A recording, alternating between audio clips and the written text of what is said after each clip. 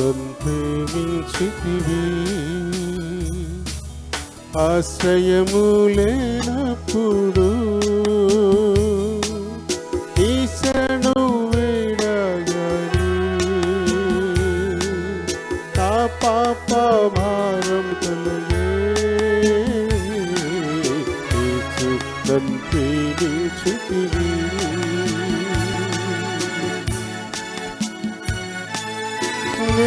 దూరమైతి నీకు నశయించితి లోకమునా దూరమైతి నీకు నశయించితి లోకమునా నేను గ్రహించలేదు నీ హృదయ ప్రేమను యేసు నన్ను ప్రేమించితివి ఆశ్రయము లేనప్పుడు నీ శరణు వేడగాని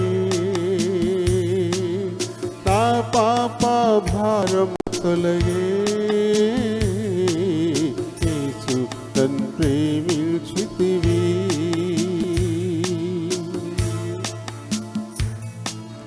నే తలచలేదెప్పుడు నా తమేమవునని నే తలచలేదెప్పుడు నా తమేమవునని నా పాపముల చేడు నిన్ను విసిగించి తిని యేసు నన్ను ప్రేమించితివి ఆశ్రయము లేనప్పుడు నీ శరణు వేడగాని నా పాప భారము తొలగే యేసు నన్ను ప్రేమించితివి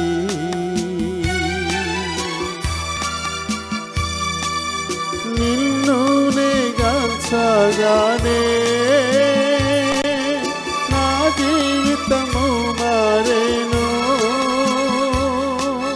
నిన్ను నేగాంచగానే నా జీవితము మారేను నేనెంతో వృక్షబడి నీనంగీకరించితి యేసు నన్ను ప్రేమించితివి ఆశ్రయము లేనప్పుడు నీ శరణు వేడగాని నా పాప భారము తొలగే యేసు నన్ను ప్రేమించితివి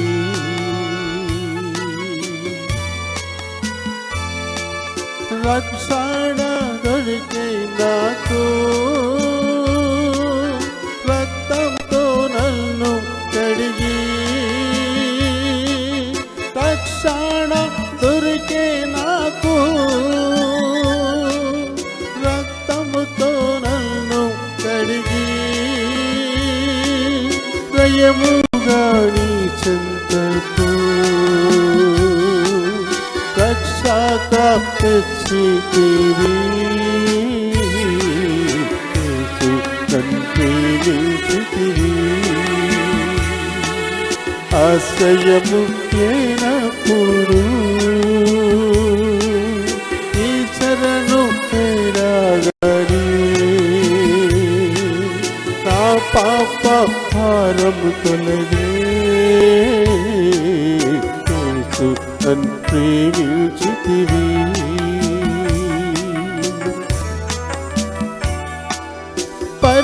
పరిశుద్ధులలో చేర్చి పరమా స్వాస్థ్యము నిచ్చి పరిశుద్ధులలో పరమా స్వాస్యము నిచ్చి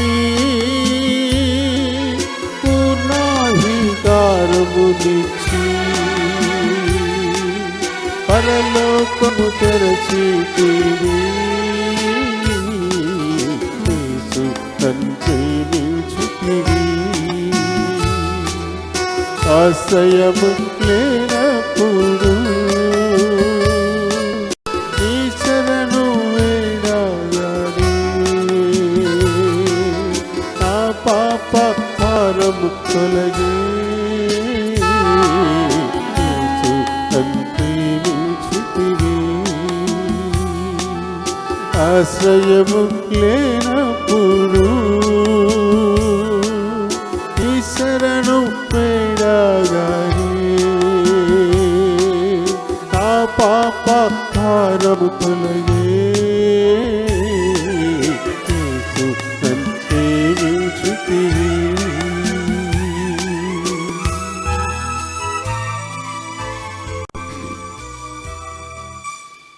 ప్రైజ్ ది లార్డ్.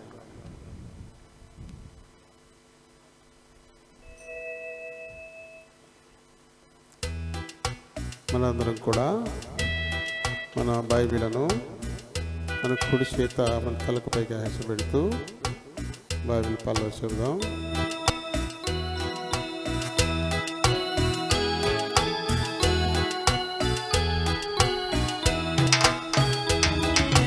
పరిశుద్ధ గ్రంథం బైబిల్ దేవుని మాటలవి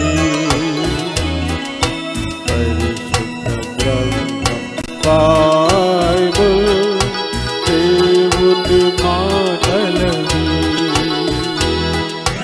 అనుదినం నీవు ధ్యానించిన ఆయన స్వరబిందువు పరిశుద్ధపరచును జీవితము పరముకు నడిపించును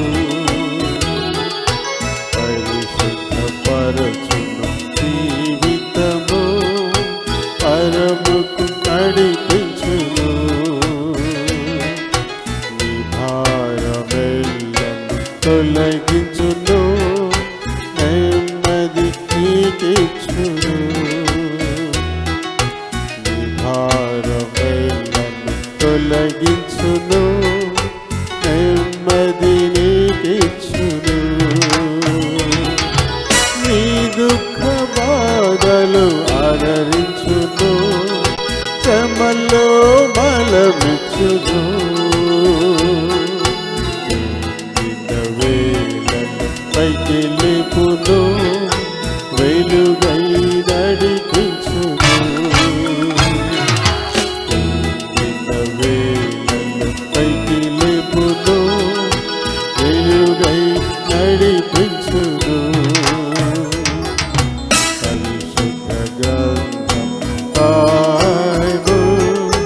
దేవుని మాటలవి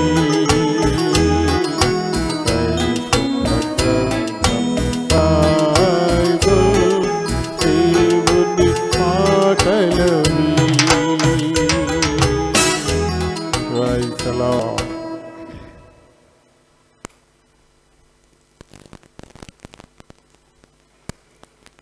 లూకా సువార్త 4వ అధ్యాయము 27వ వచనాన్ని మనందరం కూడా కలిసి చదువుకుందాం. లూకా సువార్త 4వ అధ్యాయము 27వ వచనాన్ని మనం కలిసి చదువుకుందాం.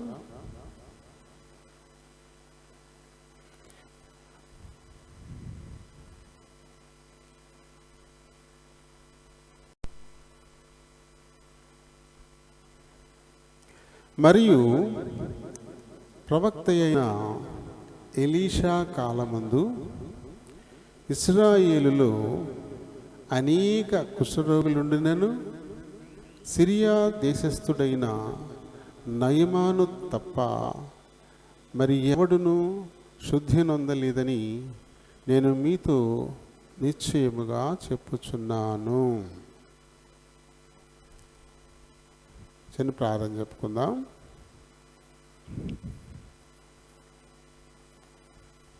కృపా సత్య సంపూర్ణుడైన మా దేవా, వందనాలు, స్తోత్రాలు. మీ కృప చొప్పున 7 వారాల తర్వాత మళ్ళీ మేము ఈ ఆలయాన్ని తెరిచి భౌతికంగా మేమందరము సమకూడి మిమ్మల్ని ఆరాధించడానికై మాకిచ్చిన ఈ ఆధిక్యతను బట్టి హృదయపూర్వకంగా మిమ్మలను స్తుతిస్తూ ఘనపరుస్తూ ఉన్నాను. ఇంతవరకు పాడి స్తుతించాం. ఈ వాక్యాన్ని ధ్యానించుకోవాలని ఆశపడుతూ ఉన్నాం. మా వినికిడిలోనికి తెబడిన ఈ లేఖన భాగాన్ని దీవించండి. ఈ లేఖనాన్ని బట్టి దీనుడను బలహీనుడను ప్రభువా నేను మాట్లాడేందుకు మరి సిద్ధపడుతూ ఉన్నాను. దయతో నన్ను ఈ సిలువ చాటున మరుగు చేయండి నాయన. మీ చేతి పనిముట్టుగా మీ నోటికి ఒక బోరుగా వాడుకొని మహిమ పొందమని అడుగుతూ ఉన్నాను. మా ప్రియుల విలువైన సమయము నన్ను బట్టి మరి వృధా కాకుండా మీరే కనిపించి వినిపించండి. చర్చబడిన మా ప్రియులందరిని బట్టి వందనాలు, స్తోత్రాలు. ఇంకా మరి చాలామంది మరి ఇంటి దగ్గరే ఉండిపోవడానికి, మరి సొంత పనులు చేసుకోవడానికి అలవాట్లు పడిపోయినటువంటి వారై ఏదైనా మందిరం తెలిసిన రాకున్నారు. అటువంటి వారందరినీ జ్ఞాపకం చేసుకుని ఆయన వారి హృదయాల్లో ఒక మంట పుట్టించండి.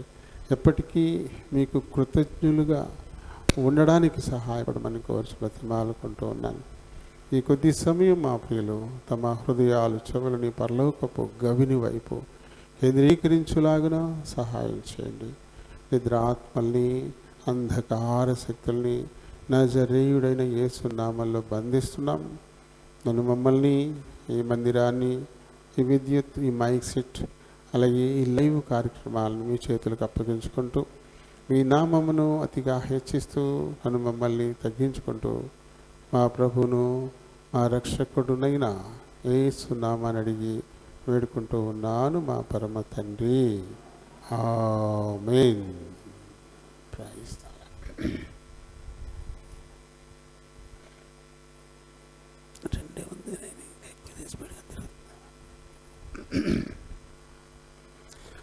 Praise the lord.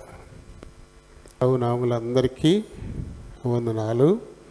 దేవుడు తన ఉచితమైన కృప చొప్పున మరి మనం మే నెల 2వ తేదీన మనం మందిరంలో దేవుని స్తుతించాము. ఆ తర్వాత 7 వారాలు గడిచిపోయాయి. మళ్ళీ దేవుడు ఇప్పటికి మనకి ద్వారం తెరిచాడు. 84వ కీర్తనలో మరి 2వ వచనాన్ని మనం చదివితే, యెహోవా మందిర ఆవరణములను చూడవలనని నా ప్రాణము ఎంతో ఆశపడుచున్నది, అది సొమ్మసిల్లుచున్నది. జీవము గల దేవుని దర్శించుటకు నా హృదయమును నా శరీరమును ఆనందముతో కేకలు వేయుచున్నవి. మరి కోరహు కుమారులు ఏ రీతిగా దేవుని మందిరం పట్ల, ఆయన ఆవరణాల పట్ల మరి ఆశ కలిగి ఉన్నారో ఈ వచనం మనకి చెప్తా ఉంది. ఎప్పుడు దేవుని మందిరానికి వెళ్ళాలా, ఎప్పుడు ఆయన ఆవరణాలను చూడాలా, ఎప్పుడు మన దేవుని దర్శించాలా అని అది కనిపెట్టి ఆశతో సొమ్మసిల్లిపోతూ ఉన్నారంట. మరి మనం ఎలా ఉన్నామంటారు? మందిరం తెరిచి 7 వారాలు గడిచిపోయాయి. మరి ఎప్పుడు ఈ కోవిడ్ కూడా వదులుతుందా, ఎప్పుడు మందిరానికి వెళ్ళిపోదామా అని ఆశ ఉన్నవాళ్ళు మరి మందిరం నిండిపోవాలి కదా. ఏమైపోయారు? ఆశ సన్నగిల్లిపోయిందా? మందిరం లేకపోయేసరికి లోకంలో కలిసిపోతున్నారా అని చదువుకున్న ఈ లేఖనంలో లూకా 4:27లో సాక్షాత్తు యేసుప్రభు చెప్తున్నటువంటి మాట ఇది. మరియు ప్రవక్త అయిన ఎలీషా కాలమందు ఇశ్రాయేలులో అని చెప్పేసి ఎలీషాని ఒక ప్రవక్తగా యేసుప్రభు తన నోటితో తాను ఇక్కడ చెప్తా ఉన్నాడు. మరి ఎలీషా ఏ పని మీద ఉన్నాడు? నాగలు దున్నుకుంటున్నాడు. ఆయనకి ఏమైనా ఆస్తి తక్కువ ఉందంటే చాలా పొలం ఉంది వాళ్ళకి. ఒకేసారి 12 నాగళ్ళు దున్నుతున్నారంట, 12 అరకలు. ఈయన ఒక నాగలు దున్నుతున్నాడు. నువ్వు ఇది దున్నడం కాదు, బీడు బారిపోయినటువంటి మానవుల హృదయాలను దున్నాలి నువ్వు వచ్చేసేయని ఏలియాను పంపించి ఎలీషా దేవుడు పిలిచాడు.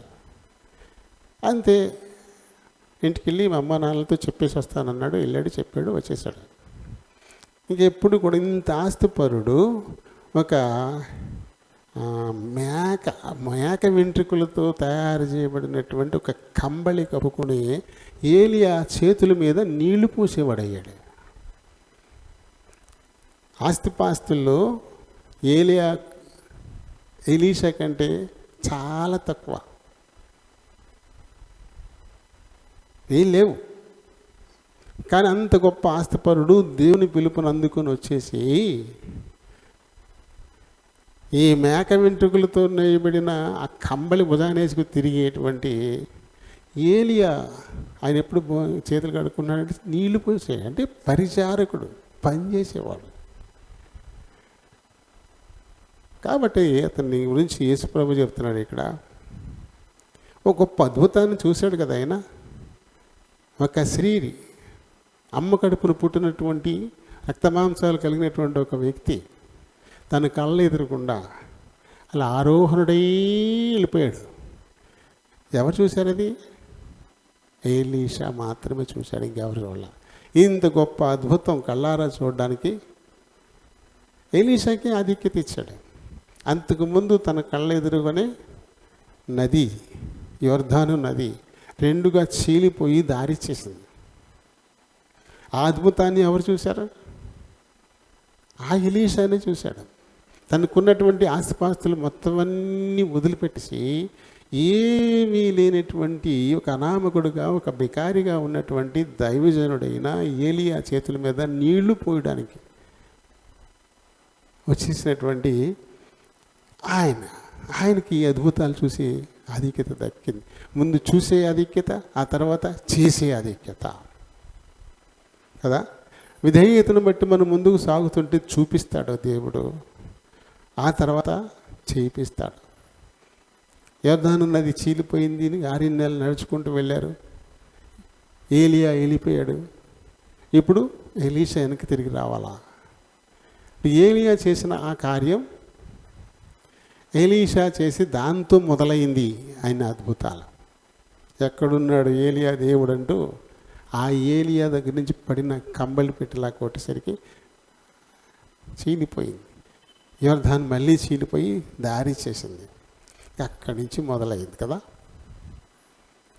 మరి తను అబ్బాయి నాకు ఇంత ఆస్తులు నాకున్నాయి, ఇంత గొప్పోడిని నేను, నన్ను పిలిచి నీ చేతుల మీద నీళ్ళు వేయించుకుంటావా? నీకు నేను పాలేరుతానం చేయాలా? నేను ఇది చేయను, నేను ఒక ప్రవచించేస్తాను, నాకు ఆ పని చెప్పు అని ఎలీషా అంటే ఎక్కడుంటాడు? ఏమయ్యేవాడు? దేవుడు ఇయ్యాలి ఆధిక్యతలు, మనం తీసుకోకూడదు. నాకు ఇది కావాలి, నేను ఇదే చేస్తాను, ఇదైతేనే చేస్తాను,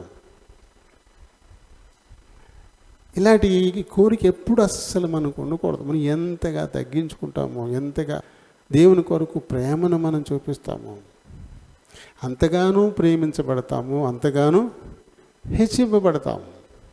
ఈ లోకంలో ఒక మాయ ఉంది, ఈ లోక మర్యాద అనేటువంటి మాయ. అందరూ ఎలా చూస్తున్నారు, ఏం చేస్తున్నారో అది చూసి మనం చేస్తుంటాం అంతే.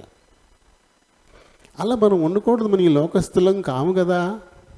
ఈ లోకము నుంచి దేవుడు మనల్ని ప్రత్యేకించుకున్నాడు కదా, ప్రత్యేకించుకున్నాడు. కాబట్టి మరి లోకస్తుల్లాగా మనం ఆలోచిస్తే ఎలాగా? లోకస్తులు చేసినట్టు చేస్తే ఎలాగా? ఎలా దేవునికి మనం ప్రియులవుతాం? ఈ లోకంలో నుంచి నేను నిన్ను ప్రత్యేకించుకున్నానని దేవుడు చెప్తా ఉన్నాడు. నేనైతే ఇక్కడే పుట్టాను, ఇక్కడే పెరిగాను, ఇక్కడే చేస్తాను కాబట్టి నాకు ఈ లోకమే ముఖ్యం. వాళ్ళు ఎలా పోతున్నారు అలాగే పోతాను, వాళ్ళు ఎలా చేస్తున్నారు అలాగే చేస్తాను, వాళ్ళు ఎలా మాట్లాడతారు అలాగే మాట్లాడతాను. ఎక్కడ పోతే పుట్టుకుతూ వచ్చిన బుద్ధులు అంత తొందరగా పోతాయి ఏంటి అని మనం మాట్లాడితే మరి అలా ఎక్కడికి వెళ్తాం? ఇప్పుడు మనం ప్రత్యేకించుకున్న పని చేయాలి కదా. లోక సంబంధంగా ఒక మంచి ఉన్నతమైన పనిలో ప్రత్యేకించి నేను అక్కడ కూర్చోబెడితే ఇది కాదు నేను ఆ పని చేస్తానని కూడా చేస్తామా మనం? అప్పుడు దాకా జనాలతో ఉన్నాము. ఇప్పుడైతే ఒక అధికార సీట్లు కూర్చోబెట్టాను. ఇప్పుడేం చేస్తావు? నేను ఇప్పుడు ఆఫీసర్, నేను మీతో పాటు నేను ఎందుకుంటాను, నేను ఉండను అని చెప్పేసి కాలేసి కూర్చుని ఆదేశాలు ఇస్తావు కదా. మరి ఇక్కడ దేవుడు నిన్ను ప్రత్యేకించుకుంటే ఆ ప్రత్యేకింపబడినటువంటి వాడిగా ఉండకుండా ఇదివరకే వాళ్ళతోటేమో తిరిగినట్టే ఉంటానంటే అక్కడ ఒక న్యాయం, ఇక్కడ ఒక న్యాయమా? ఇదే మాయ. లోకము మనల్ని మాయలో పడేస్తూ ఉంటుంది కదా. ఎంతగా మనం ప్రేమించుకుంటాము, ఎంతగా ఇతరుల్ని మనవల్ని ప్రేమిస్తాము, దేవుడు అప్పుడు అంతగా మనల్ని ప్రేమించేటువంటి వాడుగా ఉంటాడు. అందుకొరకే దేవుడు మనల్ని ప్రత్యేకించుకున్నాడు. ఈ లోకంలో ప్రేమ లేదు, అది లోక సంబంధమైన ప్రేమ ఉంది తప్ప ఆత్మ సంబంధమైన ప్రేమ అది కాదు. దానికి ఎన్నో పారామీటర్స్ ఉంటాయి. ఆ ప్రేమకి ఎందుకు అవతలను మనం ప్రేమించాలా, దానికి చాలా రీజన్స్ ఉంటాయి. కానీ దేవుని ప్రేమకు రీజన్ లేదు. కేవలం ఆయన ప్రేమగలడు, ఆయన నైజం ప్రేమ అంతే, ఆయన నైజం ప్రేమ అంతే. ఒక చక్కటి మల్లెపువ్వు ఉందనుకోండి, ఆ మల్లెపువ్వు సుగంధం అది ఇవ్వడానికి దానికి ఏమైనా రీజన్స్ ఉంటాయా? రీజన్ తీసుకుని నేను ఇలా ఈ వాసన ఇవ్వను, ఆ గులాబీ వాసన ఇస్తాను, లేకపోతే ఆ లిల్లీ వాసన ఇస్తాను నేను, లేదా సంపెంగి పువ్వు వాసన ఇస్తాను నేను అనేది రీజన్స్ వెతుక్కుంటూ జరుగుతా. అది ఏమై ఉందో అదే వాసన, అది ఏమై ఉందో అదే వాసన ఇస్తుంది తప్ప దానికి రీజన్స్ ఉండవు. దేవుడు ప్రేమై ఉన్నాడు, ప్రేమ అంతే. కాబట్టి అది చూపించడానికి రీజన్స్ ఉండవు, అని ప్రేమ చూపిస్తాడు అంతే. ఆయన పిల్లలం కదా మనం. మళ్ళీ పొదలు ఒక తీగ నుంచి వచ్చిన పువ్వు ఒక వాసన, ఇంకొక తీగ నుంచి వచ్చిన పువ్వు ఇంకొక వాసన ఇస్తుందా? ఇవ్వదు కదా. అలాగే క్రీస్తు ద్రాక్షావల్లి అయితే అందులోని తీగలం కదా మనం. ఆయన ఎలాంటి ఫలాలు ఫలిస్తాడో మనము అలాంటి ఫలాలే ఫలించాలి కదా, లేకపోతే అది విరుద్ధమైపోతుంది. ఆయన ప్రేమ గలవాడు, ఆయన మనల్ని ప్రత్యేకించుకున్నాడు, ఆయన పిల్లలు అవ్వడానికి, ఆయన సొత్తు అవ్వడానికి. బట్ ఆయన ప్రేమను మనం చూపించలేకపోతే ఆయనలో మనం నిలిచున్నట్ట లేం. అప్పుడేమన్నాడు? అందులో నిలిచి ఉండిన తీగ ఎండిపోద్ది, దాన్ని కట్ చేసి తగలబెడతారంట, తగలబెట్టేస్తారంట. ఏమవుతాడు మనకైతే కదా. మనల్ని ప్రత్యేకించుకున్నాడు దేవుడు, ఆయనకి తగినట్టుగానే మనం ఉండాల్సిన వారంగా ఉన్నాం. మరి ఇక్కడ ఎలీషాని ప్రత్యేకించాడు దేవుడు.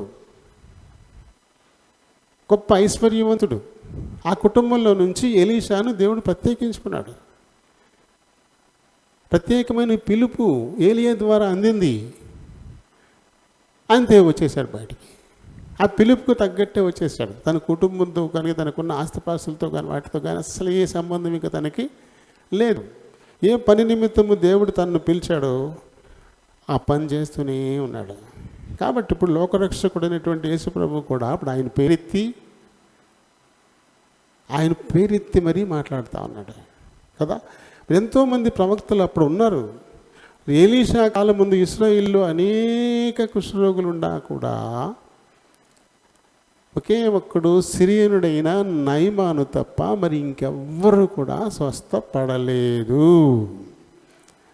ఇశ్రాయేలీల్లో కూడా అనేకులు ఉన్నారు, కానీ ఇశ్రాయేలీయుల్లో వాళ్ళకంటే కూడా అన్యుడు, సిరియనుడు, కల్దీయుడు అయినటువంటి ఈ నయమానే స్వస్థత పొందాడు. దేవుని స్వకీయ సంపాద్యమని పిలువబడినటువంటి దేవుని ప్రజల్లో నుంచి కాకుండా దేవునికి విరుద్ధమైన జాతిది, దేవుని ఏర్పాట్లో ఉన్న జాతి కాదు సిరియా వాళ్ళు. ఆ జాతి నుంచి ఒకే ఒక్కడు నయమాన్, అతను ఒక్కడే స్వస్థత పొందాడు. ఈ విషయం మరి దేవుడు యేసుప్రభువే తన నోటితో తాను ప్రస్తుతిస్తూ మాట్లాడుతూ ఉన్నాడు. అంటే ఎవరు ఈ నయమాను, ఎవరు ఈ ఎలీషా, అది ఏ కాలం? ఏ కాలం అంటే చూడండి, మరి రాజుల గ్రంథానికి వెళ్ళాలి. రెండవ రాజుల్లో 5వ అధ్యాయంలో 1 నుంచి 27 వచనాలు ఉన్నాయి. ఇక్కడ ఈ వృత్తాంతం అంతా ఉంటుంది. 2వ రాజులు 5వ అధ్యాయంలో 27 వచనాలు ఉన్నాయి. ఈ 27 వచనాల్లోనూ ఈ వృత్తాంతం మనకి కనబడుతుంది. ఎవరు ఈ నయమాను, ఏ రీతిగా ఈ నయమాను స్వస్థతపడ్డాడు, ఏ రీతిగా నయమాను మార్చబడ్డాడు, ఇవన్నీ అందులో మనకి కనబడుతుంది. ఆ తర్వాత ఇజ్రాయేలుడైనటువంటి ఎలీషా శిష్యుడు ఏ రీతిగా భ్రష్టుడైపోయి కుష్ఠరోగిగా మారిపోయాడు, ఇవన్నీ మనకి ఈ అధ్యాయం అంతట్లో కనబడుతుంది. మీరు ఇంటికి వెళ్ళిన తర్వాత ఈ అధ్యాయాన్ని మొన్న ఒక దైవజనుడు చెప్పాడు, ఏదైనా ఒక అధ్యాయాన్ని మనం 100 సార్లు చదివితే కానీ అందులో ఉన్నటువంటి పూర్తి విషయం ఏంటో మనకి అర్థం కాదంట. ఒకసారి కాదు, ఒకే అధ్యాయాన్ని మళ్ళీ మళ్ళీ మళ్ళీ మళ్ళీ మళ్ళీ మళ్ళీ చదివితే ఎప్పుడుకో కానీ అందులో దేవుడు దాచిపెట్టిన ఆత్మీయ మర్మం మనకు తెలియదంట. మనం ఒకసారి చదివేసి అయిపోయింది, చదివేశాం అనుకుంటాం, అంతే. మనం ఏముంది అందులో? అందుకని ఈ 5వ అధ్యాయాన్ని మీరు మళ్ళీ మళ్ళీ మళ్ళీ మళ్ళీ చదవండి. మళ్ళీ మళ్ళీ ఇంటికి వెళ్ళిన తర్వాత మళ్ళీ మళ్ళీ చదవండి. ఇప్పుడు చూడండి, ఈ వృత్తాంతాన్ని ఇదివరకు మనం చెప్పుకున్నాం కదా, కానీ ఇదివరకు చెప్పుకున్నట్టు నడుస్తలేదు. ఇప్పుడు చూసారా, ఇదివరకు చెప్పుకున్న విధానం వేరైంది, ఇప్పుడు వచ్చే విధానం వేరు కాదు, మారిపోతూ ఉంటుంది. దేవుడు ఏ రకంగా వెళ్ళాలో ఆ రకంగా తీసుకెళ్ళిపోతా. ఆగిపోయిందంటమ్మా జానీ, ఆగిపోయిందంట.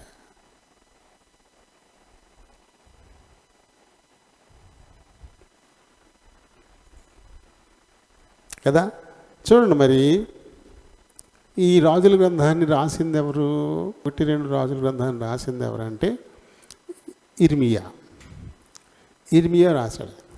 ఎప్పుడు? క్రీస్తు పూర్వం 580వ సంవత్సరంలో ఈ రాజుల గ్రంథాలు రాయబడ్డాయి. 1 గాను 2 గాను. ముందు 1 గానే ఉండేదంట, తర్వాత చదువుకోవడానికి వీలుగా ఉంటుందని చెప్పేసి బైబిల్ పండితులు ఇలా 2 1 సమయాలు 2 సమయాలు కూడా 1 గానే ఉండేదంట, 1 రాజులు 2 రాజులు కూడా 1 గానే ఉండేదంట. తర్వాత విడగొట్టి ఈ రకంగా మనం చదువుకోవడానికి వీలుగా ఏర్పాటు చేశారనమాట. ఎలీషా అనేటువంటి పేరుకి అర్థం ఏంటంటే దేవుడే రక్షణ. ఎలీషా అంటే దేవుడే రక్షణ అనేటువంటి అర్థం కలిగినటువంటి పేరు ఇది. ఆ తర్వాత ఇందులో మనకి మరి నయమాను వస్తాడు. నయమాను అనేటువంటి పేరుకి అర్థం ఏంటంటే ప్రియము అని అర్థం, ప్రియం అనేటువంటి అర్థం. దీనిలోని ఇంకొక పాత్ర మనకు వస్తుంది, గెహాజీ. ఈ గెహాజీ అంటే అర్థం దర్శనపు లోయ అనేటువంటి అర్థం కలిగినటువంటి పేరు ఈ గెహాజీ. ఈ 3 పాత్రలు మనకి ఈ అధ్యాయంలో మనకు కనబడతాయి. ఇది ఇక్కడ సిరియావాడు నయమాను ఆ సిరియా రాజు దగ్గర సైన్యాధిపతి, మొత్తం కొన్ని లక్షల్లో ఉంటుంది సైన్యం, దానంతటికీ కూడా ఒకే ఒక్క అధిపతి ఉంటాడు. ఆ తర్వాత మళ్ళీ సహస్రాధిపతులు, శతాధిపతులు, దశాధిపతులు, ఆ తర్వాత ఉంటారు 10 మంది మీద ఒకడు, 100 మంది మీద ఒకడు, 1000 మంది మీద ఒకడు, అలా విడగొడతారు. మొత్తం అన్నిటికీ ఒకే ఒక్క సైన్యాధిపతి ఉంటాడు. మొత్తం సైన్యం అంతా అతని మాట మీదే నడుస్తుంది. అంటే ఒక దేశ రక్షణ అతని భుజాల మీదే ఉంటుంది. ఆ దేశానికి వచ్చే విజయాలు ఇంకా ఇతర చిన్న చిన్న దేశాలను గెలిచి దానిలో కలిపేసి విస్తరింప చేసేటువంటి బాధ్యత కూడా ఇతంది. ఈ నయమాని గురించి ఏం రాయబడింది? ఇతను చాలా యుద్ధశూరుడు అంటే ఇతను చాలా చూడండి, ఈయన రాజుగారి దృష్టికి కూడా చాలా దయ పొందినటువంటి వాడు. అందుకు కారణం ఏంటంటే అతను ఎక్కడికి వెళ్తే అక్కడ గెలిపే, విజయమే. కొల్ల సొమ్ము బోల్డ్ దొరుకుతూ ఉంటుంది, ఇంకా చిన్న చిన్న రాజ్యాలు కలిసిపోతూ ఉంటాయి, దీనిలో రాజ్యం పెరిగిపోతూ ఉంటుంది. కాబట్టి అతని మీద మరి రాజుగారికి కూడా చాలా ఈయన పరాక్రమశాలి, లేకపోతే సైన్యాధిపతి కాడు. కానీ ఈయనకి ఒక రోగం ఉంది. అతనికి ఒక రోగం ఉంది. అది ఏ రోగం అంటే కుష్ఠరోగం. అది ఇశ్రాయేలీల్లో అయితే ఆ రోగం కలిగిన వాళ్ళని అసలు పాలెల్లోనే ఉండనీయరు. ఇశ్రాయేలీల్లో అయితే ఆ రోగం ఉన్నవాడు అస్సలు ఊళ్ళో ఉండడానికి లేదు. ఊరి వెలుపల గోడ అవతల, గవినికి అవతలే ఉండాలి, లోపల రావడానికి అయితే ఉండదు అసలు. కానీ వీళ్ళు అన్యులు కాబట్టి వీళ్ళు అయితే ఇక్కడ ఈయన ఎక్కడికి వెళ్ళినా అక్కడ ఆయనకి విజయాలు వస్తూనే ఉండేయంట. చూడండి, మొదటి వచనంలో ఉంటుంది, అతని చేత యెహోవాయే సిరియా దేశమునకు జయము కలుగజేసి ఉండెను. ఈ నయమాను విజయాలకి కారణం యెహోవాయేనంట. అంటే దేవుడు ఎప్పుడు ఆయన ఎంపిక చేసేసుకున్నాడు? అన్యుడిగా ఉన్నప్పుడు, రోగిష్ఠుడిగా ఉన్నప్పుడు, ఏదో ఒక దేశంలో ఒక రాజుకి సైన్యాధిపతి ఉన్నప్పుడే ఈ నయమాన్ను దేవుడు ఇష్టపడిపోయాడు. దేవునికి ప్రియుడైపోయాడు అనమాట. ఆయన పేరుకి అర్థం ప్రియము అన్నాం కదా, నయమాన్ అంటే ప్రియం. అందుకని ఒక అన్య దేశంలో అన్యుడైనటువంటి సైన్యాధిపతికి దేవునికి ఇష్టం కానిటువంటి జాతి అది, శత్రు జాతి. అటువంటి జాతి సైన్యాధిపతి చేతి మీదుగా విజయాలు లేవడానికి దేవుడు ఎందుకు తోడయ్యాడు? ఆయన ఎందుకు సహకరించాడు? అంటే అన్యుడిగా ఉన్నప్పుడే నయమాన్ని దేవుడు ఏర్పరచుకున్నట్టే కదా, ఆయన ఏర్పాట్లోకి వచ్చాడు. అతని ద్వారా దేవుని నామం తర్వాత ఘనపరచబడాలి. అందుకొరకు ఆయన అక్కడ ముందుగానే సిద్ధం చేసుకున్నాడని చెప్పేసి మనం అనుకోవచ్చు. అయితే ఇక్కడ ఈయనకున్నటువంటి భయంకరమైనటువంటి రోగం అది కుష్ఠరోగం. విజయాలు అయితే వస్తూ ఉన్నాయి. దానికి రీజన్ మనం ఇంకొకటి చెప్పుకోవచ్చు. ఏంటంటే దానియేలు 4:35లో అక్కడ నెబుకద్నెజరు అంటాడు, భూలోక రాజ్యాలన్నిటి మీద కూడా అధిపతి దేవుడే, ఆయనకి ఎవరికి ఇవ్వాలనుకుంటే వాళ్ళకి ఇస్తాడు, ఎవరి దగ్గర లాగేసుకోవాలంటే ఆయన దగ్గర నుంచి లాగేసుకుంటాడు అంటూ నెబుకద్నెజరు అన్యుడైనటువంటి రాజు దేవుని గురించి, అది యెహోవా దేవుని గురించి ఆయన ప్రస్తుతిస్తాడు. కాబట్టి ఇప్పుడు అది సిరియా రాజ్యం అయినప్పటికీ అది కూడా ఈయందే కదా. భూలోక రాజ్యాలన్నిటి మీద అధిపతి ఆయనే. భూమియు దాని సంపూర్ణతయు యెహోవావే. ఎన్నో జాతులు, ఎంతోమంది రాజులు, ఎన్నో రాజ్యాలు ఉన్నప్పటికీ ఇవన్నీ కూడా ఆయనవే. కాబట్టి అక్కడ కూడా నయమానికి అటువంటి గొప్ప విజయాలు ఇచ్చాడు ఆయన. కానీ మనుషులు ఏమనుకుంటారు? మా దేవత అయితే మా దేవుడు మాకు ఈ విజయాన్ని ఇచ్చాడు. వాళ్ళకి ఎవరో ఉంటారు కదా, ఏ దేవుళ్ళు ఏ దేవతలు ఉంటారు. చిత్రం ఏంటంటే దొంగతనానికి వెళ్ళే వాళ్ళు కూడా ఏదో దేవత గుడికి వెళ్ళి దేవతకు మొక్కుకుంటారంట. ఏమని? ఈ వేళ దొంగతనం పారి నేను ఎక్కువ తెచ్చుకుంటే అందులో సగం నీకు ఇచ్చేస్తాను అని చెప్పేసి. అంటే దేవతల దొంగతనానికి కూడా సపోర్ట్ చేస్తారా? చేస్తారనమాట. అందుకే దొంగతనం పారిన తర్వాత పట్టుకొచ్చి అక్కడ వేసి వెళ్తారంట, చెప్ప చేయకుండా బోళ్ళంత అందులో వేసి వెళ్ళిపోతారంట. అంటే వాళ్ళు మొక్కుబడి అది దేవత తీర్చినట్టే కదా, తీర్చినట్టే కదా. అలా ఏమైనా అసలు ఏంటంటే దేవుని చిత్త ప్రకారం జరుగుతూ ఉంటుంది ఏదైనా. కానీ దాన్ని ఆ దేవతలకి వాటికి వాళ్ళు ఆపాదిస్తూ ఉంటారు. ఈయన కూడా అలా అనుకుని ఉండొచ్చు. మరి ఎందుకు వచ్చింది అసలు ఈ కుష్ఠరోగం? అసలు కుష్ఠరోగం గురించి మరి హెబ్రీ భాషలో ఈ కుష్ఠరోగం అనేటువంటి కుష్టు అనేటువంటి దానికి చారయత్ అని పిలుస్తారంట. చారయత్ అంటే కుష్టు. ఈ చారయత్ అంటే ఇదొక చర్మ వ్యాధి. కానీ బూజు తెగులని కూడా అంటారంట. చర్మ వ్యాధి, బూజు తెగులని కూడా అంటారంట. ఇంకా దీనికి ఇంకొక అర్థం ఏంటంటే దెబ్బతీయడం అనే అర్థం కూడా ఉంటుందంట. అంటే మనుషులు దేవుని చిత్తానికి వ్యతిరేకంగా దుర్మార్గంలోనికి, పాపాల్లోనికి వెళ్ళిపోయినప్పుడు దేవుడు వారి మీద దెబ్బ కొడతాడనమాట. అంటే ఆ పాప ఫలితం ఇప్పుడు వారికి ఒక రోగంగా, అది కుష్ఠరోగంగా వారి మీదకి అది వచ్చిందనమాట. అంటే దేవుడే దెబ్బతీశాడు వారిని, దేవుడే వారి పాపాలకు వారిని శిక్షించాడు, దెబ్బతీశాడు అనేటువంటి అర్థం వచ్చేటువంటి ఈ చారియత్ అనేటువంటి పదం హెబ్రీ భాషలో మనకు కనబడుతూ ఉంటుంది. ఇది నిజంగా కూడా ఉంటుంది. బైబిల్లో కొన్ని రుజువులు ఉన్నాయి మనకి కదా. సంఖ్యాకాండము 12వ అధ్యాయంలో మిర్యాం తన సహోదరుడైన మోషేకి వ్యతిరేకంగా తను మాట్లాడింది. తన సహోదరుడైన మోషేకు వ్యతిరేకంగా మాట్లాడినప్పుడు అది దేవుని దృష్టికి పాపమయ్యింది. దేవుని దృష్టికి అది పాపంగా ఎంచి దేవుడు ఆ మిరియాముని కుష్ఠరోగంతో మొత్తాడు.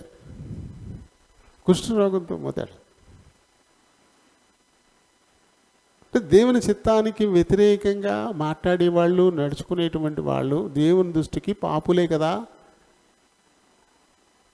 అప్పుడు అది కుష్ఠరోగం అయింది. ఇంకా పలు విధాలు, అది ఇప్పుడు కుష్ఠరోగం అక్కర్లేదు, వేరే విధంగా కూడా దేవుడు వారి మీద దెబ్బతీయచ్చు. అది ఇంకొక బలహీనత కావచ్చు, అది ఇంకొక నష్టం కావచ్చు, అది మరొక యాక్సిడెంట్ కావచ్చు. దేవుని చిత్తానికి వ్యతిరేకంగా పాపం చేసేటువంటి పరిస్థితుల్లో ఆయన దెబ్బతీయాలనుకుంటే అనేక మార్గాలు ఆయనకి. ఈయనైతే మరి మిరియాం అయితే కుష్ఠరోగంతో మొత్తపడింది. ఇంకా అదే కుష్ఠరోగంతో మొత్తపడిన వాళ్ళు ఇంకా మనకు కనబడతారు. ఇదే అధ్యాయంలో దేవుని చిత్తానికి వ్యతిరేకంగా వెళ్ళిన గెహాజీ ఆ నయమాను కుష్ఠు తెచ్చుకుంటాడు. అది 27వ వచనంలో మనకి అది కనబడుతూ ఉంటుంది. ఇంకా అలాగే 2వ దినవృత్తాంతములు 26వ అధ్యాయంలో 16 నుంచి 21 వరకు, అలాగే 2వ రాజులు 15వ అధ్యాయం 1 నుంచి 7 వరకు కూడా వృత్తాంతం ఉంటుంది. ఉజ్జియా అనేటువంటి రాజు ఉంటాడు. ఈ ఉజ్జియాని అజర్యా అని కూడా అంటారు. రాజుల గ్రంథంలో అజర్యాగా కనపడుతుంది, దినవృత్తాంతాల్లో ఉజ్జియాగా కనపడుతుంది.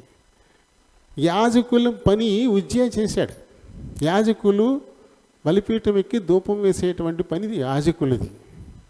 కానీ ఈ ఉజ్జియా గర్వించిన వాడే తానే బలిపీఠం పైకి ఎక్కి ధూపం వేసే పని చేస్తాడు. ప్రవక్తలు వచ్చి గద్దిస్తారు, యాజకులు వచ్చి గద్దిస్తే వాళ్ళ మీద కళ్ళెర్ర చేస్తాడు చాలా కోపంగా. వారి పని ఏం చేస్తూ ఉండి, తప్పు చేస్తూ ఉండి, గద్దించినందుకు సిగ్గుపడకుండా దిగిపోకుండా వారి మీద కన్నెర్ర చేస్తాడు కోపం. తక్షణం అతని నుదుట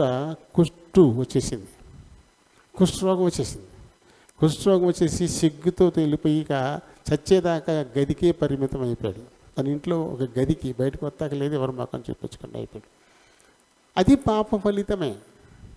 తనది కాని పని చేయడం, దేవుడు తనకు అప్పచెప్పని పని చేయడం కూడా దేవుని దృష్టికి పాపం. బలిపీఠం, దానిపైన ధూపం వేసేటువంటి పని యాజకులకి దేవుడు అప్పచెప్పాడు. ఈ రాజ్యాన్ని నువ్వు చక్కగా పరిపాలించు, నా ప్రజల మేలు నువ్వు జాగ్రత్తగా చూసుకోమని చెప్పేసి సింహాసనం ఎక్కించి కిరీటం పెట్టి కూర్చోబెడితే ఆ పని మానేసి ఈ పనికి వచ్చాడు. ఫలితం కుష్ఠరోగి. ఈ లోకంలో మనం ఏది ఆశిస్తామో అది దక్కకుండా పోతుంది, పరలోకం కూడా లేకుండా పోతుంది. రెంటికి చెడ్డ రేవడలు అయిపోతారు. ఈ విజయ పరిస్థితి ఏంటి? రాజు కాదు, ఇక రాజవస్త్రాలు వేసుకుని కిరీటం పెట్టుకుని సింహాసనం మీద కూర్చోవడానికి లేదు. అన్నీ తీసేసి గదిలోకే పరిమితమయ్యి ఆ గదిలోనే చచ్చిపోయాడు. దేవుడు ఇచ్చిన ఆధిక్యతను కోల్పోయాడు. కారణం, దేవుడు ఇవ్వని పని చేయడానికి వచ్చినందుకు. దేవుడు ఇవ్వని పని చేయడానికి వచ్చాడు.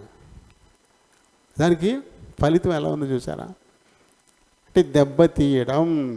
దేవుని చిత్తానికి వ్యతిరేకంగా మనం పాపం చేసినప్పుడు దేవుడు దెబ్బతీస్తాడంట. మనం మామూలుగా చెప్తారు కదా, పై దెబ్బ శాతపడి ఏం చెప్పుకుంటారు మన వాళ్ళు. ఆమెది ఎంతవరకు ఉందో లేదో మనకు తెలియదు, కానీ ఇది మాత్రం ఉంది. దేవుడు చేయడానికి చాలినటువంటి వాడు.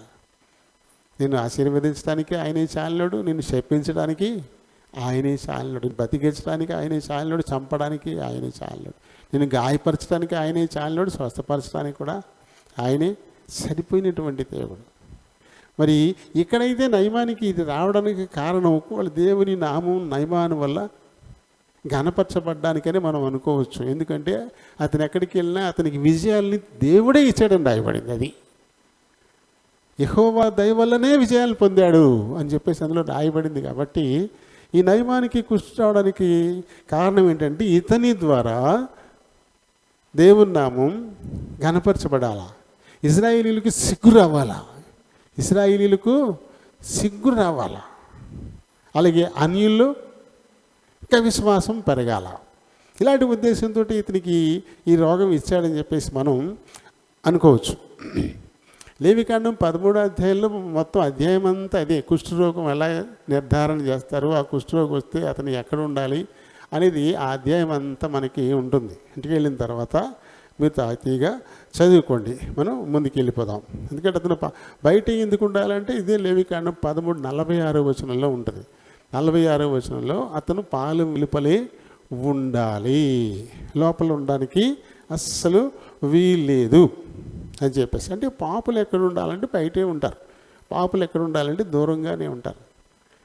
ఈ కుష్ఠరోగి పాలు వెలుపలు ఉన్నట్టే పాపులైన వారందరూ కూడా వెలుపలు ఉంటే యేసుప్రభు యొక్క శిలువ బలియాగం ద్వారా వెలుపలున్న వారి పాపాలన్నీ కడిగి వేయబడి వారు పవిత్రపరచబడి మళ్ళీ తిరిగి లోపల పాలెం లోపలికి వారు చేర్చబడ్డారు.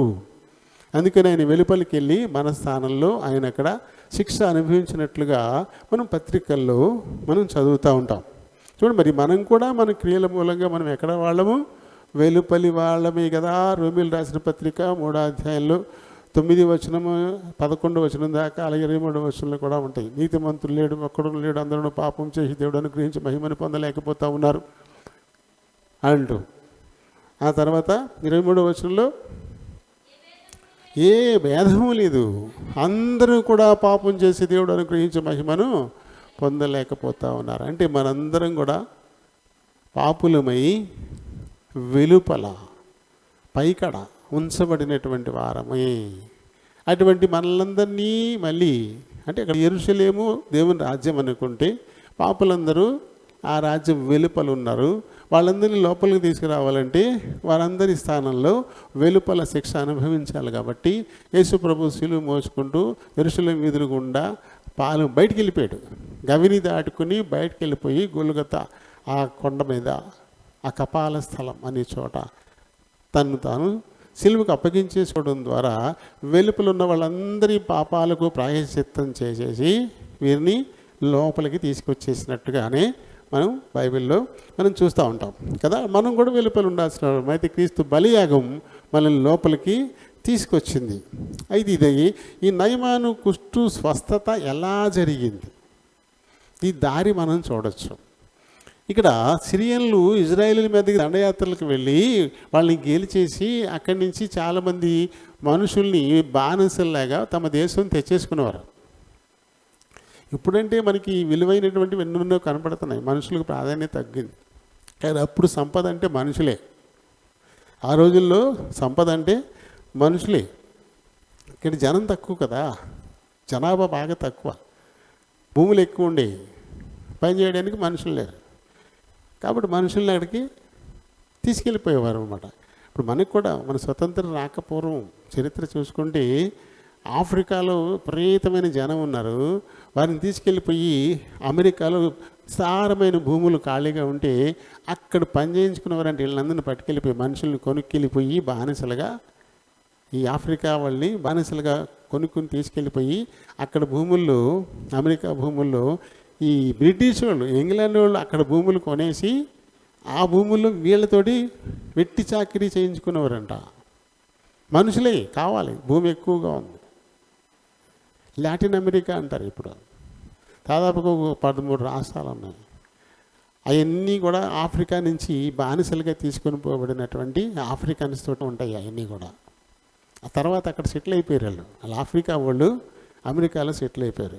అమెరికాలో 2 రకాల మనుషులు కనపడతారు చూసారు మీరు. అమెరికాలో తెల్ల తోళోళ్ళు ఉంటారు, నల్ల తోళోళ్ళు ఉంటారు. ఈ నల్ల తోళోళ్ళు ఎవరు అనమాట? అమెరికాలో పుట్టిన వాళ్ళు కాదు, వాళ్ళు ఆఫ్రికా నుంచి అక్కడికి తీసుకెళ్ళబడ్డాళ్ళు. అలాంటి ఒక నల్ల ఒక పోలీసు మెడ మీద కాలేసి తొక్కి చంపేశాడు చూసారా, బాగా గొడవ అయింది కదా. తెల్ల పోలీసు ఆఫ్రికా నుంచి అక్కడ తీసుకుని పోబడినటువంటి ఒక నల్ల తోలుడు ఏదో నేరం మోపబడితే అతన్ని పట్టుకుని పడేసి మోకాలతోటి మెడ మీద వాళ్ళ మెడల మీద కాలు పెట్టి అలా ఉంచేశాడు తొక్కేసి. పాపం అడు ఊపిరి అందలేదు, స్పో తప్పిపోయింది, తీసుకెళ్ళి హాస్పిటల్ పెడితే చచ్చిపోయాడు. ఇప్పుడు అతనికి 22 సంవత్సరాల 6 మాసాలు శిక్ష చేశారు. ఆ మెడ మీద కాలు పెట్టి చావుకు కారణమైన ఆ తెల్ల పోలీస్కి ఇది నిన్నే ఇచ్చారు శిక్ష. 22 సంవత్సరాల 6 మాసాలు వేసారు ఏకంగా శిక్ష. ఇంకా పేరోళ్ళు కూడా ఇప్పుడు మనోళ్ళు అయితే ఏం చేస్తారు, ఎంత శిక్ష అయితే ఏముంది మేనేజ్ చేసేసుకుని మళ్ళీ సంవత్సరానికి పేరోళ్ళు తెచ్చుకుని బయట తిరిగేస్తుంటారు. వాళ్ళు అలా లేదు. 15 ఏళ్ళు దాటిపోయాక 15 సంవత్సరాల శిక్ష అయిపోయిన తర్వాత అతని సత్ప్రవర్తన ఉంటే కనుక దానిని బట్టి ఆ తర్వాత పేరోలు ఇవ్వచ్చు. ఇప్పుడు 15 ఏళ్ళు మాత్రం ఇంకేమీ లేదు, గడిపేయాలి, అక్కడే ఉండాల్సిందే. అటువంటి శిక్ష పడింది. ఈ నల్లతోలు తెల్లతోలు అలా వచ్చిందనమాట అక్కడికి. అంటే మనుషులు సంపద, మనుషులను పట్టుకెళ్ళిపోతారు. ఇక్కడ ఇజ్రాయెల్ దేశం మీద దండయాత్ర చేసి ఇజ్రాయెల్ దేశం నుంచి చాలామంది మనుషుల్ని, బాగా బలంగా ఉన్న వాళ్ళందరినీ, వయసులో ఉన్న వాళ్ళందరినీ పట్టుకెళ్ళిపోతారు. ముసలా మొక్క రోగిష్ఠు వాళ్ళందరినీ మట్టుకు వదిలేస్తారు. ఇక్కడ వాళ్ళకి పనికొస్తారు అనుకున్న వాళ్ళందరినీ పట్టుకెళ్ళిపోతారు అనమాట. అలా తీసుకెళ్ళిపోయినటువంటి ఆ జనంలో ఒక చిన్న పిల్ల ఈ నయమాన్ ఇంట్లో పని మనిషి అయింది. ఒక పాప ఈ నయమాన్ ఇంట్లో పని మనిషి అయింది, ఒక అమ్మాయి. ఈ అమ్మాయి వాళ్ళ అమ్మగారితో అందంట, అమ్మ మా అయ్యగారు చాలా బలవంతులు, పరాక్రమవంతులు, కానీ ఆయనకి ఈ రోగం ఉంది, బాగులేదు. ఈయన కనుక మా దేశంలో ఉన్న ప్రవక్త దగ్గరికి వెళ్తే ఖచ్చితంగా ఈ రోగం నయమైపోద్దండి అని చెప్పిందంట అమ్మాయి. చెప్తామా మనం? చెప్తామా? నన్ను నా దేశంలో ఉంచకుండా నన్ను శత్రువులకు అప్పచెప్పేసి నన్ను ఒక బానిసగా, ఒక పని పిల్లగా ఈ సిరియా తీసుకెళ్ళిపోవడానికి అనుమతించాడా మా దేవుడు? అసలు ఆయనకి జాలి ఉందా? ఆయనకి అసలు దయ ఉందా? ఎంత దుర్మార్గుడు కాకపోతే మమ్మల్ని ఎలా బానిసగా పంపించేస్తాడు అని మనం ఏం చేస్తాం? కాలాలు మిరియాలు నోడతాం మనం అయితే కదా. తను బానిసగా వెళ్ళిపోయినా సరే తను దేవుణ్ణి మర్చిపోలేదు, తనకి దేవుని మంచితనాన్ని, గొప్పతనాన్ని మర్చిపోలే. ఆ దేవుడు తన ప్రవక్తల ద్వారా జరిగిస్తున్న అద్భుత కార్యాల గురించి మర్చిపోలే. మా ఈ స్థితికి కారణం మేము తప్పు చేశాం, మేము అవిధేయులుగా ఉన్నాం, ఆయన మేము కనపరచలే. కాబట్టి మమ్మల్ని దండించడానికి మాకు బుద్ధి వచ్చేలా చేయడం కొరకే మా దేవుడు ఇలా చేశాడే తప్ప మేమంటే ఆయనకి ఎంతో ప్రేమ, మేమంటే ఆయనకి ఎంతో ప్రేమ అనేటువంటి ఉద్దేశం తనలో ఉండిపోయింది. కాబట్టి ఆమె అక్కడికి వెళ్ళిన తర్వాత కూడా తన దేవుని గురించి, తన ప్రవక్తల గురించి ఆమె మర్చిపోయింది కాదు. కాబట్టి యజమానురాలతో, మా యజమానుడు మా దేశంలో ఉన్న ప్రవక్త దగ్గర ఉంటే ఖచ్చితంగా ఏ కుష్ఠరోగం పోతుంది. ఎందుకంటే వాళ్ళు దర్శించిన వైద్యులు ఉండుండరు. ఎందుకంటే చాలా ఉన్నతమైనటువంటి స్థానంలో ఉన్నాడు. ఎటువంటి వైద్యులు కావాలంటే అటువంటి రాజవైద్యులు వచ్చేస్తారు. వాళ్ళు చేయని ప్రయత్నం అంటూ ఉండదు. ఆయన ఎందుకు తగ్గలేదు? దేవుని ఏర్పాటుది. అతను ఇక్కడికి రావాలి, అతని ద్వారా యెహోవా నామం కనపరచబడాలి, అతని ద్వారా ఇజ్రాయేలుకు సిగ్గు కలగాలి. అలాగే సిరియా దేశంలో దేవుని నామం కూడా కనపరచబడాలి. అందు గురించి ఎన్ని ప్రయత్నాలు చేసినా అతనికి తగ్గలేదు. అది ఈ పెళ్ళి ఈ మాట చెప్పింది. తర్వాత పని పిల్ల, బానిస పిల్ల, అది అలాగే చెప్తుంది. మనం చేయని ప్రయత్నాలు ఏంటి, మనం చూపించలేదేంటి. మనమే అంటాం కదా, ఎవరికైనా బాగోలేదనుకోండి, ఏదో తగ్గట్లేదనుకోండి, ఎవరైనా ఏదైనా సలహా ఇచ్చారనుకోండి, అబ్బో చాలా ఆసుపత్రులు తెప్పేసామమ్మా, అందరిని చూసేసామమ్మా, అబ్బా ఇక లేదా ఆశ వదిలేసుకున్నాం అని పట్టించుకోం. ఏమో పోనీలే ఏదో చెప్తున్నారు కదా, పోనీ వెళితే ఏమైపోతుంది అనుకోరు. చూసాం చాలా చేసేసాము, ఇంకా వేస్ట్ అమ్మా, ఇంకా లాభలేదని చెప్పేసి వదిలేస్తాం. మరి ఏమిగా అలాగే అనుకోవాలి కదా ఆ యజమానురాలు కూడా. ఏ పిల్ల ఏముంది, చిన్న పిల్ల, ఈ పానిసి పిల్ల, ఈ పిల్ల ఏదో చెప్తుంది అంటే మనం చేయని వైద్యమా, మనం చూడని వైద్యుడా అనుకుని ఉండొచ్చు. అలా అనుకోలే. ఆ పిల్ల మాట మీద ఆమె నమ్మకం ఉంచింది. అంటే ఒకరి మీద నమ్మకం ఉంచాలంటే వాళ్ళు ఎలా నడుచుకుని ఉండాలా, వాళ్ళ ప్రవర్తన ఎలా ఉండాలా, దానిని బట్టి కూడా ఉంటుంది. ఎవరినైనా మనం నమ్మాలంటే దాన్ని బట్టి కూడా ఉంటుంది కదా. ఇప్పుడు ఆ అమ్మాయి ఆ ఇంట చాలా యోగ్యురాలుగా ఉంటుందన్నమాట. తన మాట, తన ప్రవర్తన, తన క్రియలు అన్నీ కూడా చాలా యోగ్యమైనవిగా ఉంటా ఉన్నాయి. కాబట్టి ఆ పాప అంటే ఆ యజమానురాలకి అంత నమ్మకం, అంత ఇష్టం ఉంది. కాబట్టి ఆ పిల్ల మాటలు ఆమె ఆలకించి వాళ్ళ ఆయన గారితో కూడా చెప్పింది కదా. ఓ పని పిల్ల మాట లక్ష్య పెడతామా మనం? లక్ష్య పెట్టాలంటే ఖచ్చితంగా వాళ్ళ ప్రవర్తన ఎలా ఉంటుందో దానిని బట్టే ఉంటుంది. అది ఆ అమ్మ బానిస పిల్లగా ఇంటికి వెళ్ళినప్పటికీ కూడా తన ప్రవర్తన అయితే చాలా యోగ్యంగా ఉందని, చాలా నమ్మకంగా ఉందన్నమాట. చాలా ఇష్టరాలు తనగా, యజమానురాలికి ఆమె చాలా ఇష్టరాలు. కాబట్టి ఆ పని పిల్ల మాటకు విలువిచ్చి సైన్యాధిపతి తన భర్త, గొప్ప పరాక్రమశాలి, ఆయనతో చెప్పిందంట, ఏమండి మన ఇంట పని పిల్ల ఉంది కదా, ఆ పిల్ల మళ్ళా చెప్పింది, మీరు ఇజ్రాయెల్ దేశం వెళ్తే అక్కడ ఒక ప్రవక్త ఉన్నాడంట, మీరు ఖచ్చితంగా స్వస్థపడతారంట, చాలా నమ్మకంగా చెప్పింది అమ్మాయి అని చెప్పింది. పోనీ అతను ఎలా నమ్మాలి అంటే అతను కూడా ఆ అమ్మాయి గురించి తనకు కూడా తెలిసే ఉండాలి. ఆ పిల్ల చెప్తే కరెక్టే, అమ్మాయి ఎటువంటిది చూడండి, ఎలా ఒక విశ్వాసి యోగ్యమైనటువంటి ప్రవర్తన ఎలా ఇతరులకు నమ్మకాన్ని కలిగిస్తుంది. దీన్ని బట్టి మనం అర్థం చేసుకోవచ్చు. ఆ అమ్మాయి చెప్పిందా, అతనైనా కొట్టేయాలి కదా, ఆ పిల్ల చెప్తే దాని వింటామేంటి, మనం ఎంతమందిని చూడలేదు మనం అని కొట్టేయాలి. కానీ తన మాట కొట్టేయకుండా రాజుగారికి చెప్పాడు, సిరియా రాజుకు చెప్పాడు, ఇలా మా ఇంట్లో ఒక పని పిల్ల ఉంది, ఆ పని పిల్ల ఇలా చెప్పిందంట మా ఆవిడతో, ఆవిడేమో నాకు చెప్పిందండి అని రాజుగారు చెప్పాడు. రాజుగారి కోరిక ఏంటి, ఇప్పుడు ఈ జబ్బుతో ఉన్న ఇంత గొప్ప యోధుడు, ఇతని వల్ల మనకి ఇన్ని విజయాలు వస్తున్నాయి, ఇతను నయమైపోతే ఇంకా బాగా పనిచేస్తాడు కదా, కాబట్టి నాకు అంతకంటే కావాల్సిందేముంది, అలాగే నువ్వు ఇజ్రాయేల్ రాజ్యం వెళ్ళు, ఏం కావాలి అవి తీసుకెళ్ళు, అక్కడ ఇజ్రాయేల్ దేశంలో ఒక రాజుని పెట్టారు వెళ్ళు, ఆ రాజుకి నేను పత్రికలు కూడా ఇస్తాను, అది పట్టుకెళ్ళి అని చెప్పాడు రాజుగారు. అని చెప్పి ఆ పత్రిక రాసి ఇజ్రాయెల్ దేశంలో ఉన్న రాజుకి, ఇదిగో నా సైన్యాధిపతి నయమాన్ వస్తూ ఉన్నాడు, ఇతనికి కుష్ఠరోగం ఉంది, తను చాలా జాగ్రత్తగా బాగు చేసి పంపించు అని రాసి అంటే రాసి పంపించాడు. అది పుచ్చుకుని ఈయన ఏం చేశాడు, ఎంత పట్టుకున్నాడంటే మొత్తం మీద 340 కేజీల వెండి పట్టుకెళ్ళాడంట. 340 కేజీలు అంటే మనకు బైబిల్లో 20 మణుగులు అని ఉంటుంది. 20 మణుగుల వెండి అని ఉంటుంది. దాన్ని కేజీలోకి పెట్టుకుంటే 340 కేజీలు వస్తుంది.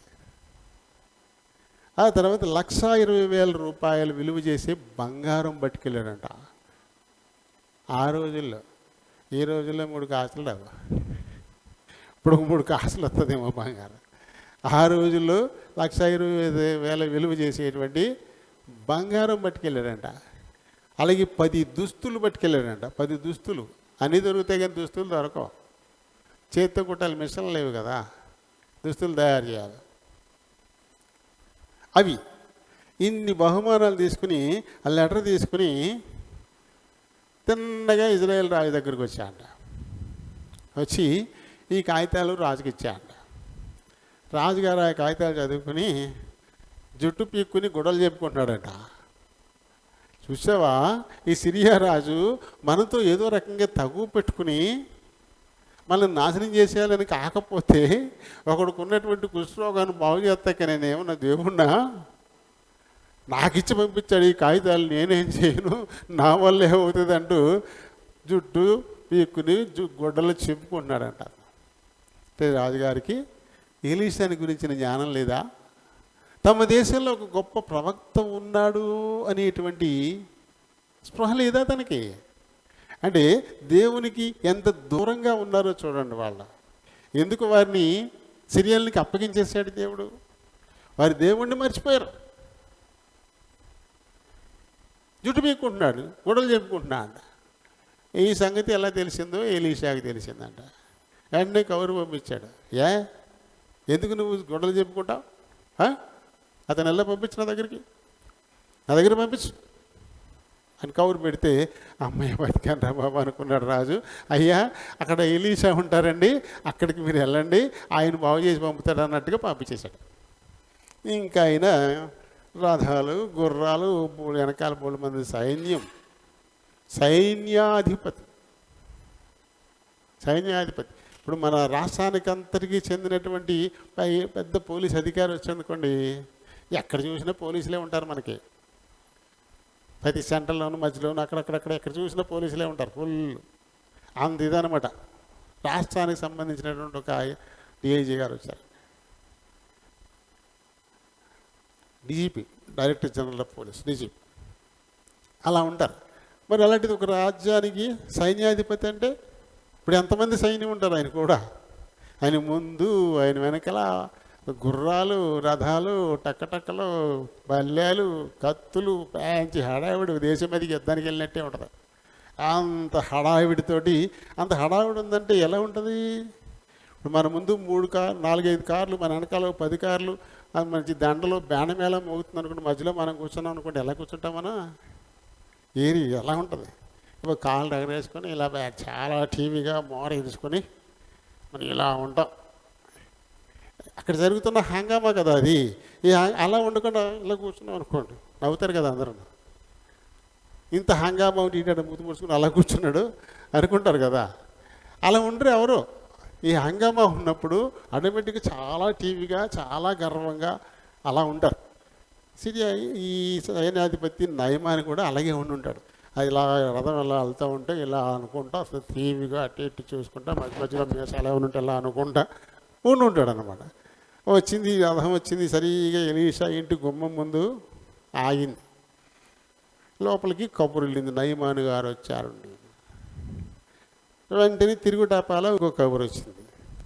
ఏం లేదు, నువ్వు జోర్దాన్ నదిలోకి వెళ్ళి 7 మార్లు మీరు స్నానం చేసి నువ్వు శుద్ధుడవు కా అని చెప్పి పంపించేశాడు ఎలీషా. లోపల నుంచి వచ్చిన ఆయన, అయ్యా ఇలాంటి కబురు చెప్పారండి మీకు, మీరంతా వెళ్ళిపోయి యోర్దాన్ నదిలో 7 మార్లు స్నానం చేయండి, సరిపోతుంది, మీ రోగం కుదిరిపోతుందంట ఆయన చెప్పాను. ఇప్పుడు దాకా ఈయన ఏ రకంగా వచ్చాడు? చాలా టీవీగా, చాలా గర్వంగా, ఇదిగో నేను సిరియాధిపతి, నేను సైన్యాధిపతిని నేను అనుకుంటా చాలా టీవీగా వచ్చాడు. ఈయన ఊహలన్నీ ఎలా ఉంటాయి?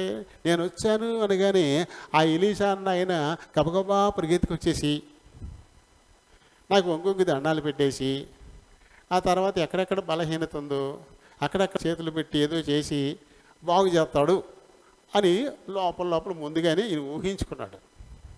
ఈయన ఊహించుకున్న దానికి ఇప్పుడు విరుద్ధంగా జరిగింది. కనీసం బయటికి రాలేదు, మొహం చూపించలేదు, లోపలే ఉండి మాట కబురు పంపించాడంతే. పో, నీ యోర్దానులో 7 మార్లు స్నానం చెయ్యి, నీ రోగం పోతుంది అనేసరికి నేను అహంకారం దెబ్బతినేసింది. ఎందుకంటే సిరియాకే సైన్యాధిపతి కాదు, ఇజ్రాయెల్ దేశానికి కూడా సైన్యాధిపతి తనే. ఇప్పుడు ఇజ్రాయెల్ దేశం కూడా వాళ్ళ ఆధీనంలోనే ఉంది. అని దీనికి చాలా కోపం వచ్చేసింది. ఎన్ని రథాలు ఉంటే మాత్రం, ఎన్ని గుర్రాలు ఉంటే మాత్రం ఏమని దేవుని ముందు, ఆయన ముందు ఏం సరిపోతాయి? ఏ ఒక్కటి ఆగవు కదా. నేనే దేవుడిని చెప్పుకో, నేనే దేవుడను అంతే. ఆయన ముందు ఇంకేమీ పనికిరావు, ఏమీ పనికిరావు. ఐగుప్తీయుల గుర్రాల్ని రథాల్ని ఎర్ర సముద్రంలో కలిపేశాడు ఆయన. కలిపేలా ఎర్ర సముద్రంలో కలిపి పారేశాడు. మా కాలంలో మనకు కనపడదు. కాబట్టి ఇప్పుడు ఆయన ముందు ఏమి కూడా కనపడవు. దేవుడికి కావాల్సిందేంటి? విధేయత కావాలి. ఆయన మాటకు విధేయత చూపించాలి. ఆయన దగ్గర ఎంతగా తగ్గించుకోవడానికి వీలవుతుందో అంతగానూ తగ్గించుకోవాలి. దేవుడు ఇష్టపడేది అది. అంతే తప్ప ఈ గుర్రాలు రథాలు ఇవన్నీ నాకున్నాయి, వాళ్ళంత సైన్యం ఉంది కదా అని చెప్పేసి టీవీగా అహంకారంగా వెళ్తే ఆయన నచ్చుతారా? ఆయన అహంకారులను ఎదిరించేవాడు. యాకోబు పత్రిక 4వ అధ్యాయం 6వ వచనంలో మనం చదవండి. యాకోబు 4:6. అందుచేత దేవుడు అహంకారులను ఎదిరించి దీనులకు కృప అనుగ్రహించును. అదే కదా లేఖనం చెప్తున్నది. అహంకారులను ఎప్పుడు కూడా ఆయన ఎదిరిస్తాడు. 10వ వచనం, ప్రభు దృష్టికి మిమ్మల్ని మీరు తగ్గించుకోండి, అప్పుడు ఆయన మిమ్మల్ని హెచ్చిస్తాడు. కావలసింది అది. వచ్చింది ఎందుకు వచ్చాడు? ఇప్పుడు అతను కేవలం ఎలీషా అనేటువంటి ఒక ప్రవక్త, అతను ఒక మనిషి, అతన్నే చూస్తూ ఉన్నాడు. అయితే అతను ఎవరి వల్ల ఈ కార్యాలు జరిగిస్తూ ఉన్నాడు? అతనితోటి కార్యాలు జరిగిస్తున్నటువంటి వారు ఎవరు? ఆ దేవుడు కనపట్ల ఆయనకి, ఆ మనిషే కనపడతా ఉన్నాడు. ఆ మనిషినే చూస్తూ ఉన్నాడు. ఇక్కడ ఆ మనిషి గబగబాల దగ్గరికి వచ్చేయాలి, వంగి దండాలు పెట్టాలి. అయ్యా నయమాని గారండి, మీరండి అని చెప్పేసి చాలా ఇదిగా పలకరించాలి. ఎక్కడెక్కడ రోగం ఉందో చేతులు పెట్టి అలా చేసి ఏదో చేయాలి. అంటే ఎలీషా అనేటువంటి ఒక మనిషిని మాత్రమే చూస్తున్నాడు, కానీ ఏ జీవము గల దేవుని యొక్క శక్తితో ఈ పని చేస్తూ ఉన్నాడో ఆ దేవుడు అతనికి కనపట్లే. మనిషినే చూస్తూ ఉంటారు. ఇప్పుడు కూడా మనిషినే చూస్తారు కదా. దేవుని సన్నిధిలో దేవుని పనిలో వాడబడుతున్న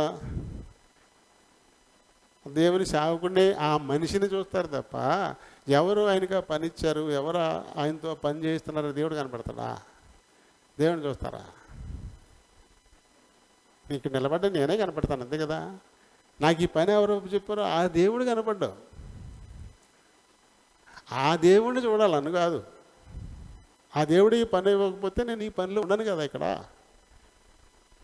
అప్పుడే ధన్యులు అవుతారు. కేవలం నన్ను మాత్రమే చూస్తే ఏముంటుంది? ఏముండదు.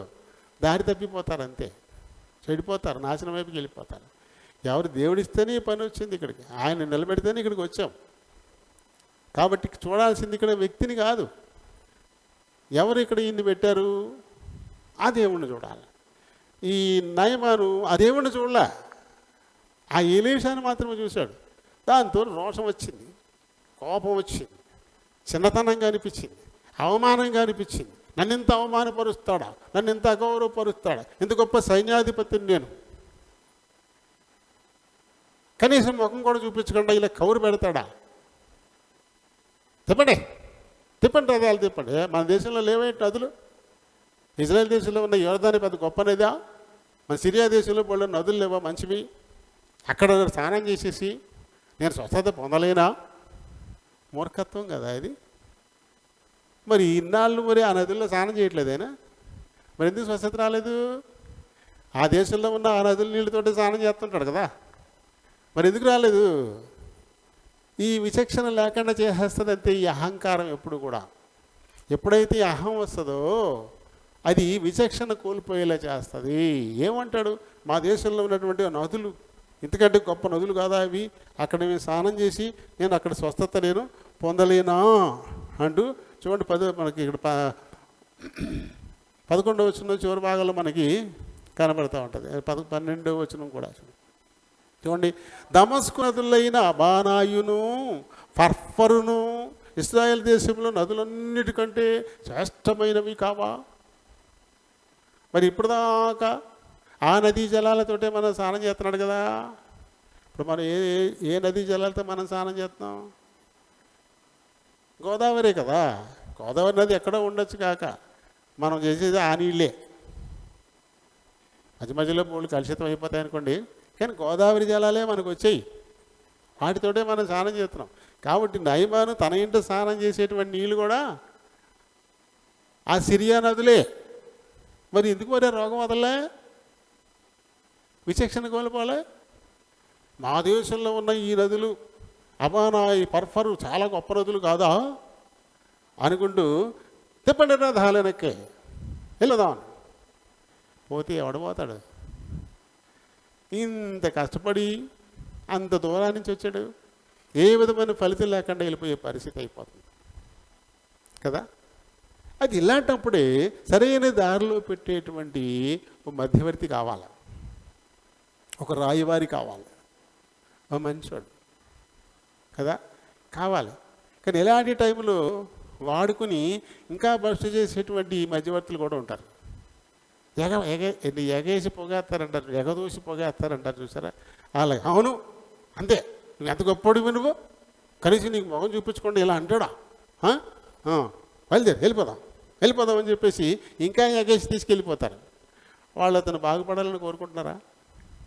అంత దూరం నుంచి పన్ను కట్టుకుని వచ్చాడు, ఉత్తిని ఏ ఫలితం పొందకుండా వెళ్ళిపోతాడా? అయ్యో పాపం ఇది ఎలా అనుకుంటారా? అయితే ఒకడున్నాడు ఇక్కడ, ఒక నమ్మకమైన రాయబారి. కోపం ఎప్పుడు కూడా మంచిది కాదు అసలు. ఇలాంటి విషయంలో దేవుని విషయాల్లో అస్సలు కోపం దగ్గరికి వెళ్ళకూడదు. అసలు కోపం అనేది సరైనది కాదు. 37వ కీర్తన 8వ వచనం, 37వ కీర్తన 8వ వచనం చదవండి.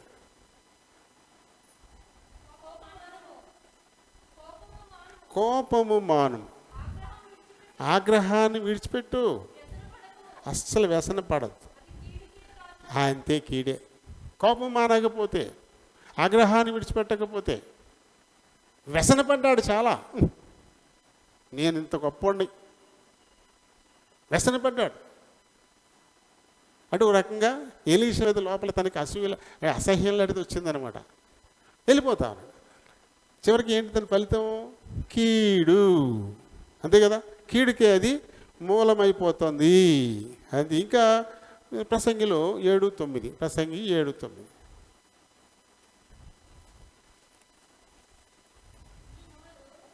అమ్మా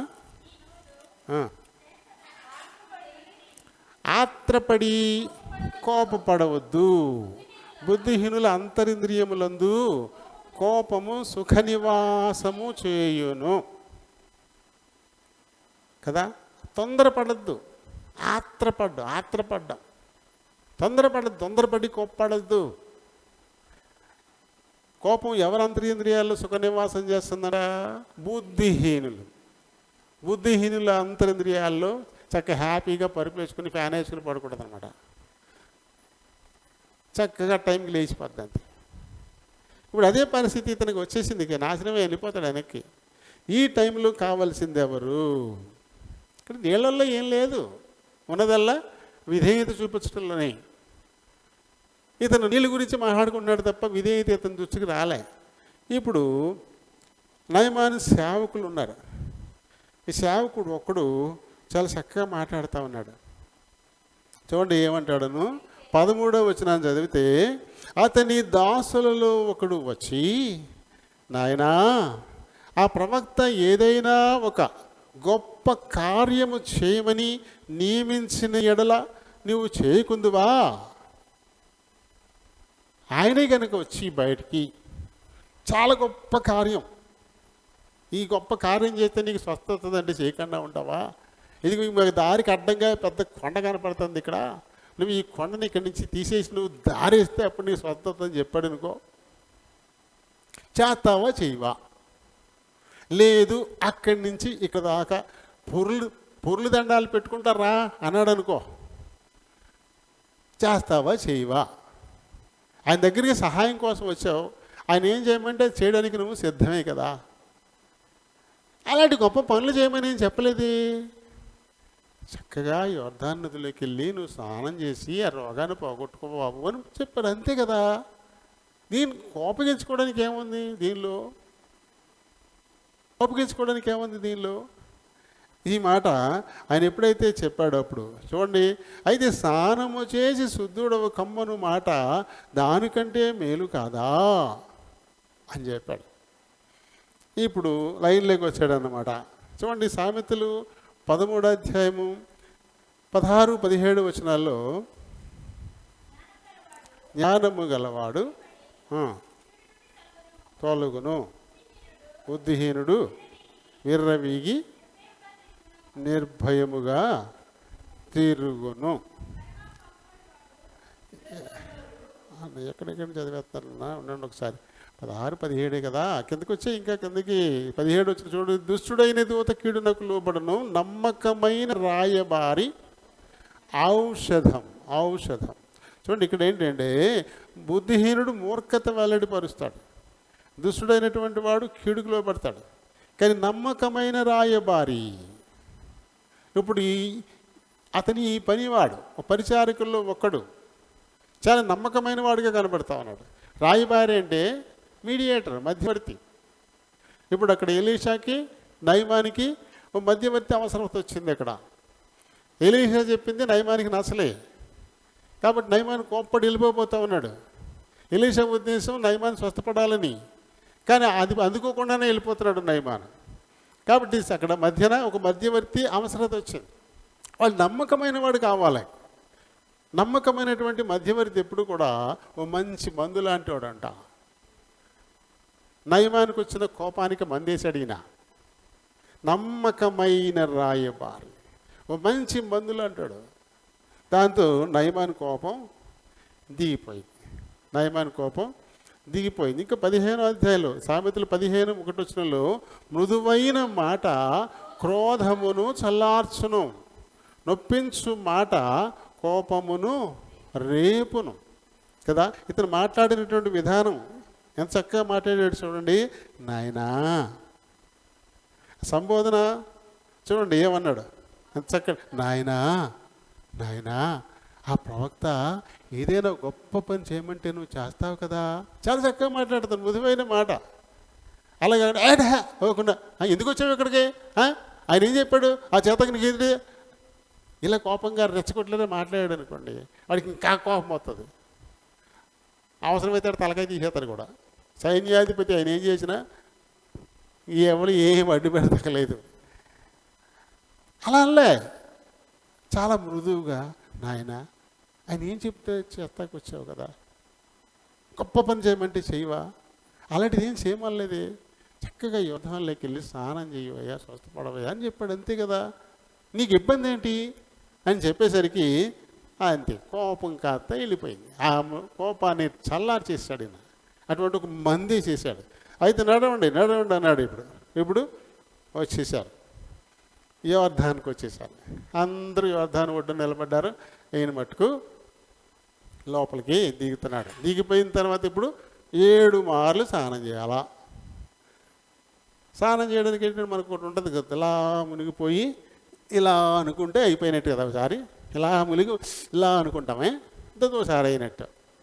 అలా 7 సార్లు చేయాలి.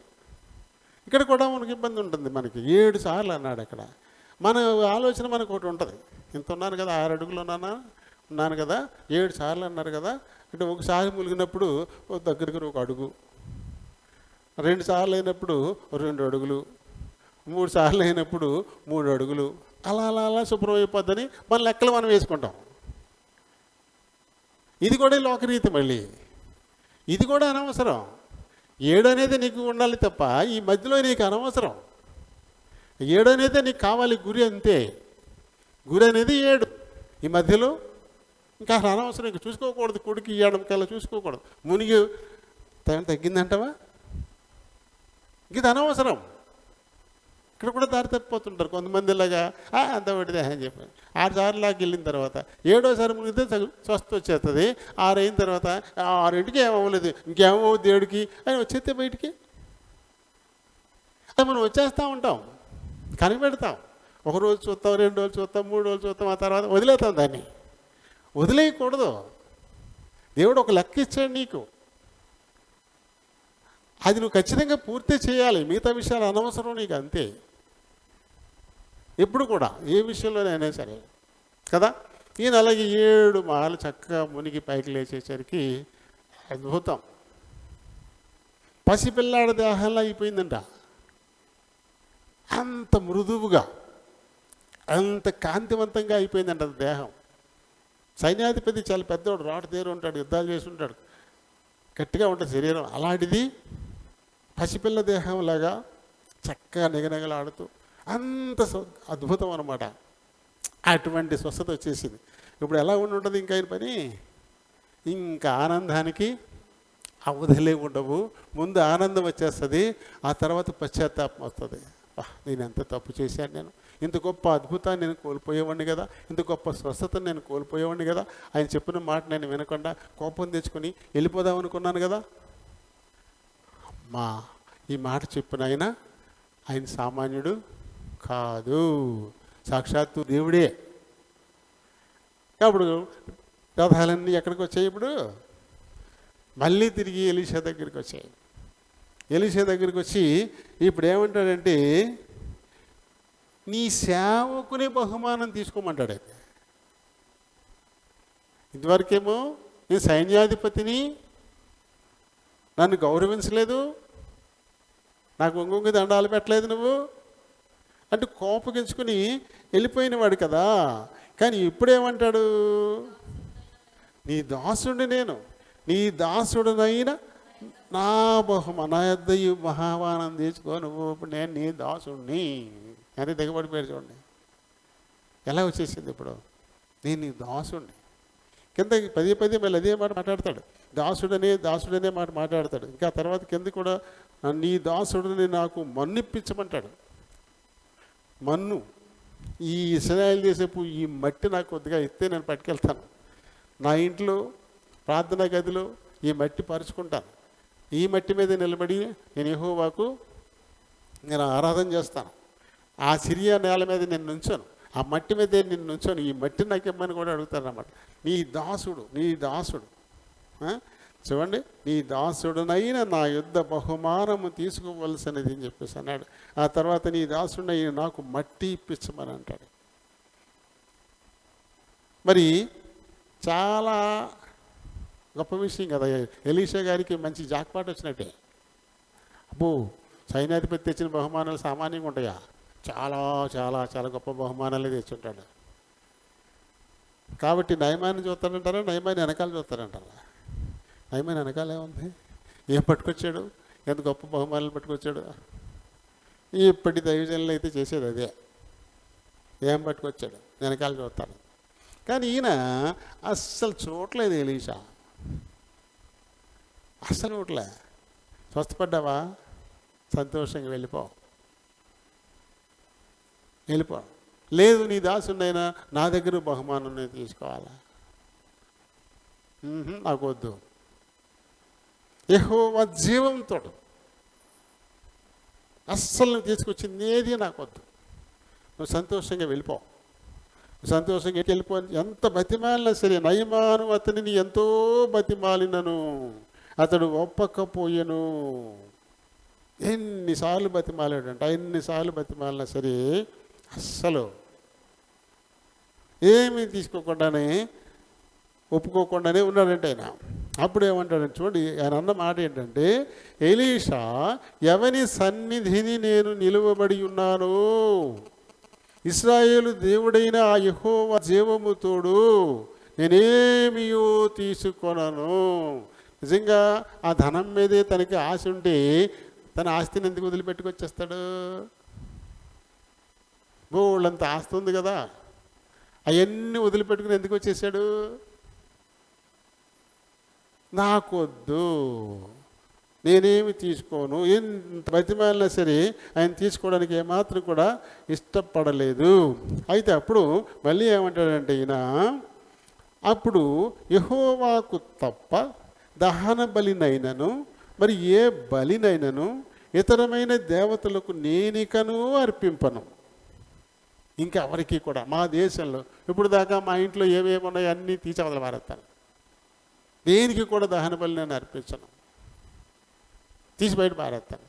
అయితే 2 కంచరగాడిదలు మోసే అంత మట్టి, 2 కంచరగాడిదలు మోయేపాటి మన్ను నీ దాసుడనైన నాకు ఇప్పించకూడదా? అది తీసుకెళ్ళి నా ఇంట పూజ గదిలో ఈ మట్టి పరిచి ఈ మట్టి మీద నిలబడి నేను యెహోవాకు బలులు అర్పిస్తాను. నాకు ఆ మట్టిమ్మని ఈయన అడుగుతాడు. చూడండి నిజంగా. అయితే ఇది కూడా మరి మట్టి ఆయన నమ్మకం అది. ఎందుకంటే ఇజ్రాయెల్ దేశం ఇది, అదేమో సిరియా, అది అన్యుల దేశం.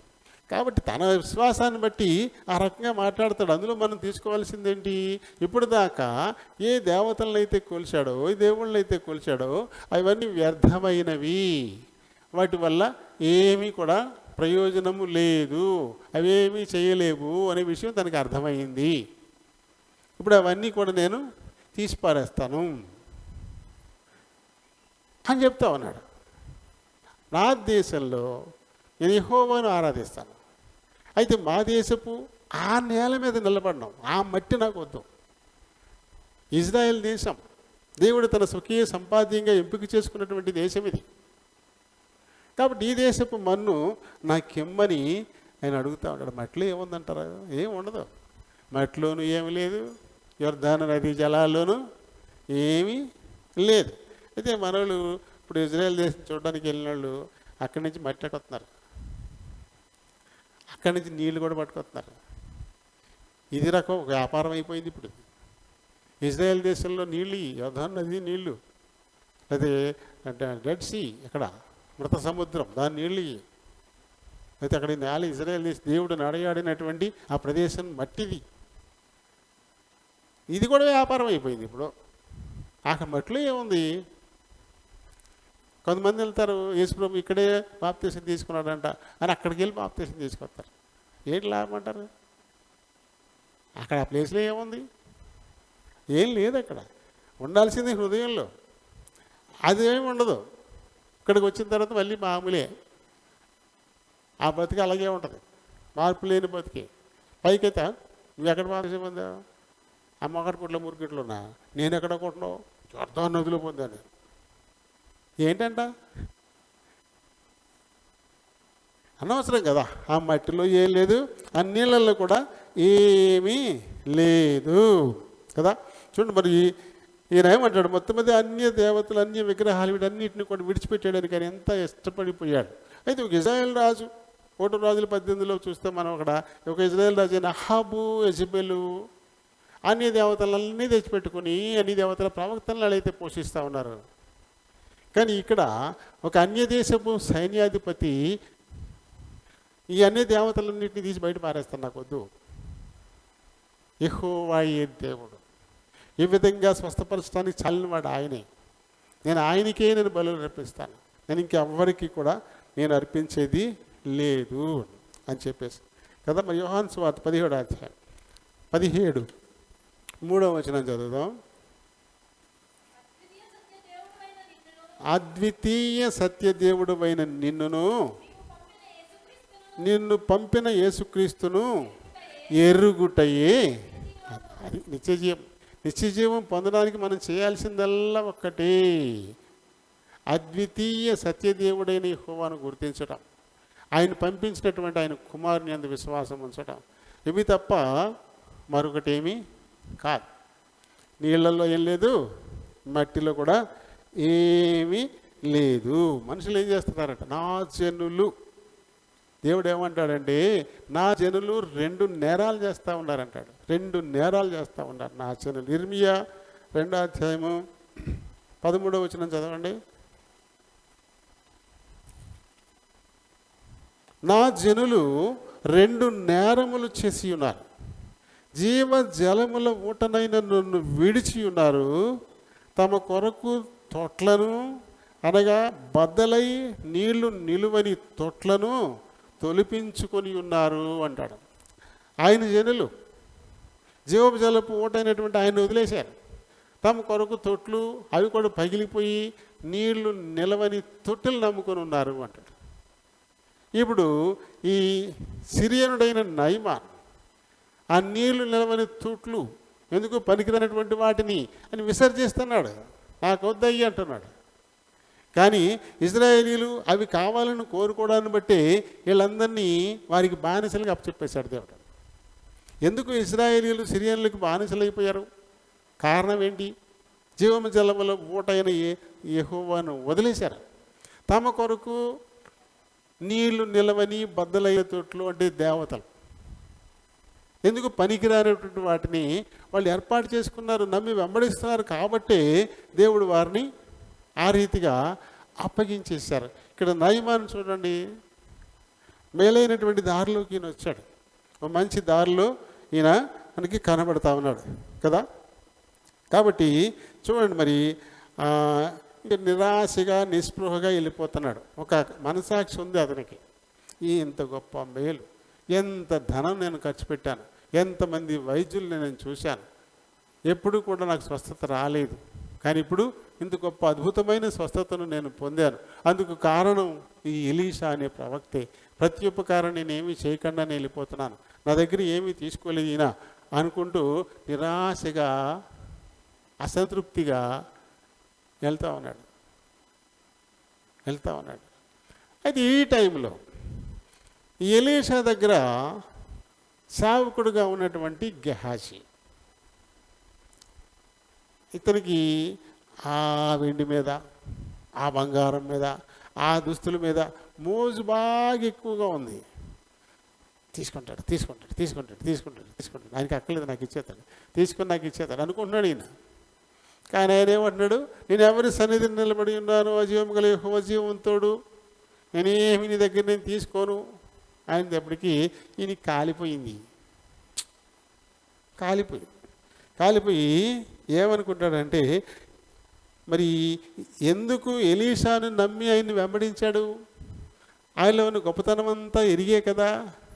కానీ ఇప్పుడు ఆయన మనసు లేనాడైపోయాడు. ఈయన ఏమంటాడంటే ఎలీషాని, నా యజమానుడికి అస్సలు మనసే లేదు, అస్సలు మనసే లేకపోయింది, దానికి అక్కర్లేకపోయింది, నేను పడున్నాను కదా ఇక్కడ, తీసుకుని నాకైనా ఇవ్వచ్చు కదా. అస్సలు ఇంత మనసు లేకుండా అయిపోయాడు బాబు. ఇలా అయిపోయి యజమానులు లోపల పడుకొని ఇచ్చి నేను గప్చిప్పుగా వెళ్ళిపోయి ఏదో కొంత ఖచ్చితంగా నేను నా యజమాని దగ్గర తెచ్చుకోవాలా అన్న ఆశ కలిగిన వాడై ఎలీషా లోపలగా పాపం అలా పడుకుని కళ్ళేమని మూసినట్టున్నాడేమో. దొరికింది టైం అనుకుంటా పరుగున ఆ రథాల వెనకాల పరిగెట్టడం మొదలెట్టాడు. పాపం వెనక్కి చూసుకుంటూ వెళ్తున్నాడు నయమాన్. ఏమి ఇవ్వలేకుండా వెళ్ళిపోతున్నానే, ఇంత గొప్ప మేలు పొంది కూడా నేను ఏమి కృతజ్ఞతగా సమర్పించుకోకుండా వెళ్ళిపోతున్నానే అనేటువంటి ఒక బాధ అతనిలో ఉండిపోయి వెనక్కి అలా చూసుకుంటూనే వెళ్తున్నాడు. ఈ లోపల వీడు పరిగెత్తుకొస్తున్నాడు. రాపండి రథాలు ఆపండి. అతను ఎవరు, ఎలీషా దగ్గర సేవకుడు కదా, పరిగెత్తుకొస్తున్నాడు. ఆపండి ఆపేశారు. ఈయన గురుచుకుంటా, ఏంటి బాబు ఏంటంటే మీరు ఇలా వచ్చేసారండి, రావడం పాపం ఎవరు వచ్చారండి, వారికి ఇవ్వడం కోసం అని చెప్పేసి తెమ్మన్నాడు మీ దగ్గర. ఇందులో కొంత రాసుంటే కొన్ని దుస్తులకి చెప్తాడు, ఇది పట్టుకుని రమ్మన్నాడని చెప్పేసి ఈ రకంగా అమ్మా. తర్వాత 2 దుస్తుల బట్టలు కదా, 2 సంచుల్లో 4 మణుగుల వెండి కట్టి 2 దుస్తుల బట్టలు ఇచ్చి తన పనివారిలో 2 వాళ్ళకి ఇచ్చి ఎక్కడికి దింపమంటారు అక్కడ దింపేసి రమ్మన్నాడు. ఏమడుగుతున్నాడు? 2 మణుగులు వెండి తెమ్మన్నాడు నా ఏలినవాడ, 2 దుస్తులు తెమ్మన్నాడు నా ఏలినవాడ. ఇద్దరు ఎవరు వచ్చారు? అబద్ధం, ధనాపేక్ష కదా. తమ స్వకీయల దురాశల వలన ఏడ్వబడి మరులు గొల్పబడిన వారై, యాకోబు గారు చెప్తారు, యాకోబు 1:13 తమ స్వకీయ దురాశల చేత మరులు గొల్పబడి ఏడ్వబడిన వాడై శోధనలో పడిపోతాడు. దురాశ గర్భమును ధరించి పాపమును కనగా పాపము పరిపక్వమై మరణాన్ని గంటుంది. అబద్ధం అబద్ధం అబద్ధం. ఎప్పుడైతే ఆశ దురాశ లోపల ఎంటర్ అయ్యిందో ఇంకా అప్పుడు అన్నీ వచ్చేస్తాయి. దురాశ, ఈ ఆశ తీర్చుకోవడానికి అబద్ధం, మోసం, మోసమే కదా మరి. మోసం చేస్తున్నాడు, అబద్ధం చెప్తా ఉన్నాడు. ఈ పట్టుకెళ్ళి ఇంట్లో దాచేసుకున్నాడు. ఆయన మెల్లగా పంపించేశాడు, మీరు వెళ్ళిపోండి అని పంపించేశాడు. ఆయన గప్చుప్పుకు పంపించేశాడు. వచ్చేసి మళ్ళీ ఏమరిగినట్టు గుమ్మం పక్కన చేతులు కట్టుకుని నుంచున్నాడు. గేహాజీ ఎక్కడికి వెళ్ళా? ఓ ప్రశ్న. అబద్ధం, నిర్మోహమాటంగా నిస్సంకోచంగా అబద్ధం చెప్పేస్తున్నాడు అంతే. నేను ఎక్కడికి వెళ్ళలేదు. మధ్యన కొట్టు యెహోవా జీవము తోడు, మళ్ళీ దేవుని తోడు పెట్టి మరి అబద్ధం చెప్తాడు. అబద్ధం చెప్పడానికి కూడా దేవుణ్ణి ఇక్కడ సాక్షిగా పెట్టుకోవడం ఎంత దారుణం, ఎంత దిగజారుడుతానని చూడండి. దురాశ ఎప్పుడు ఎంటర్ అయిందో ఆ తర్వాత ఇంకా మొత్తం అన్నీ వదిలేస్తారు అంతే. ఆ దురాశను నెరవేర్చుకోవడం కోసం సిగ్గు శరాలన్నీ వదిలేస్తారు, మానవ అభిమానం వదిలేస్తారు, నీతి వదిలేస్తారు, న్యాయం వదిలేస్తారు.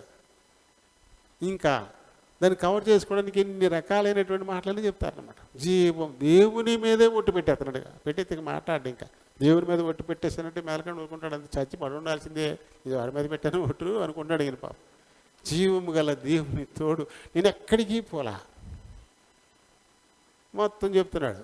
నువ్వు పరుగును పోయిన నయమాను కలుసుకున్నప్పుడు నా ఆత్మ నీతో లేదా? 2 మణుగులు వెండి 2 దుస్తులు తెచ్చుకుని మనుషుల చేత నీ ఇంటి దాచుకున్నప్పుడు నా ఆత్మ నీతో లేదా?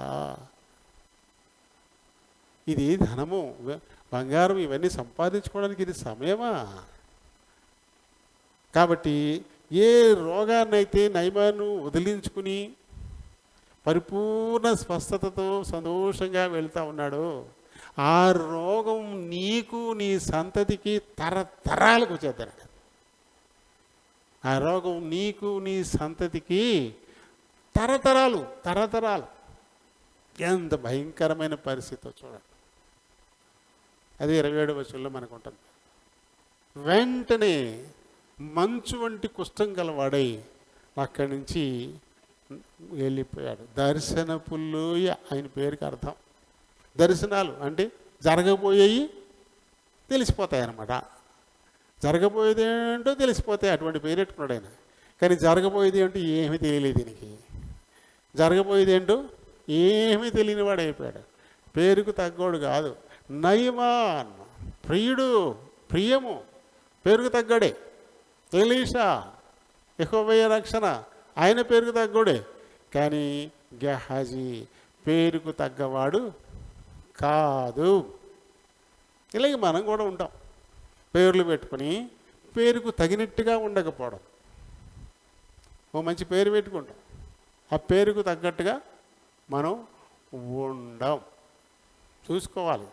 పేరు పెట్టుకున్న తర్వాత పేరుకు తగ్గట్టుగా లేకపోతే అది దేవునికి ఎంత అవమానం అది కదా. బాప్తీసం తీసుకున్నాక పేరు మార్చుకోవడానికి చాలా తొందరపడుతుంటారు. నాకు ఇలాంటి పేరు పెట్టండి, నాకు అలాంటి పేరు పెట్టండి. ఈ బతుకు మారడం దేవుడికి కావాలి తప్ప నేను పేరు మారడం కావాలా? అక్కర్లే.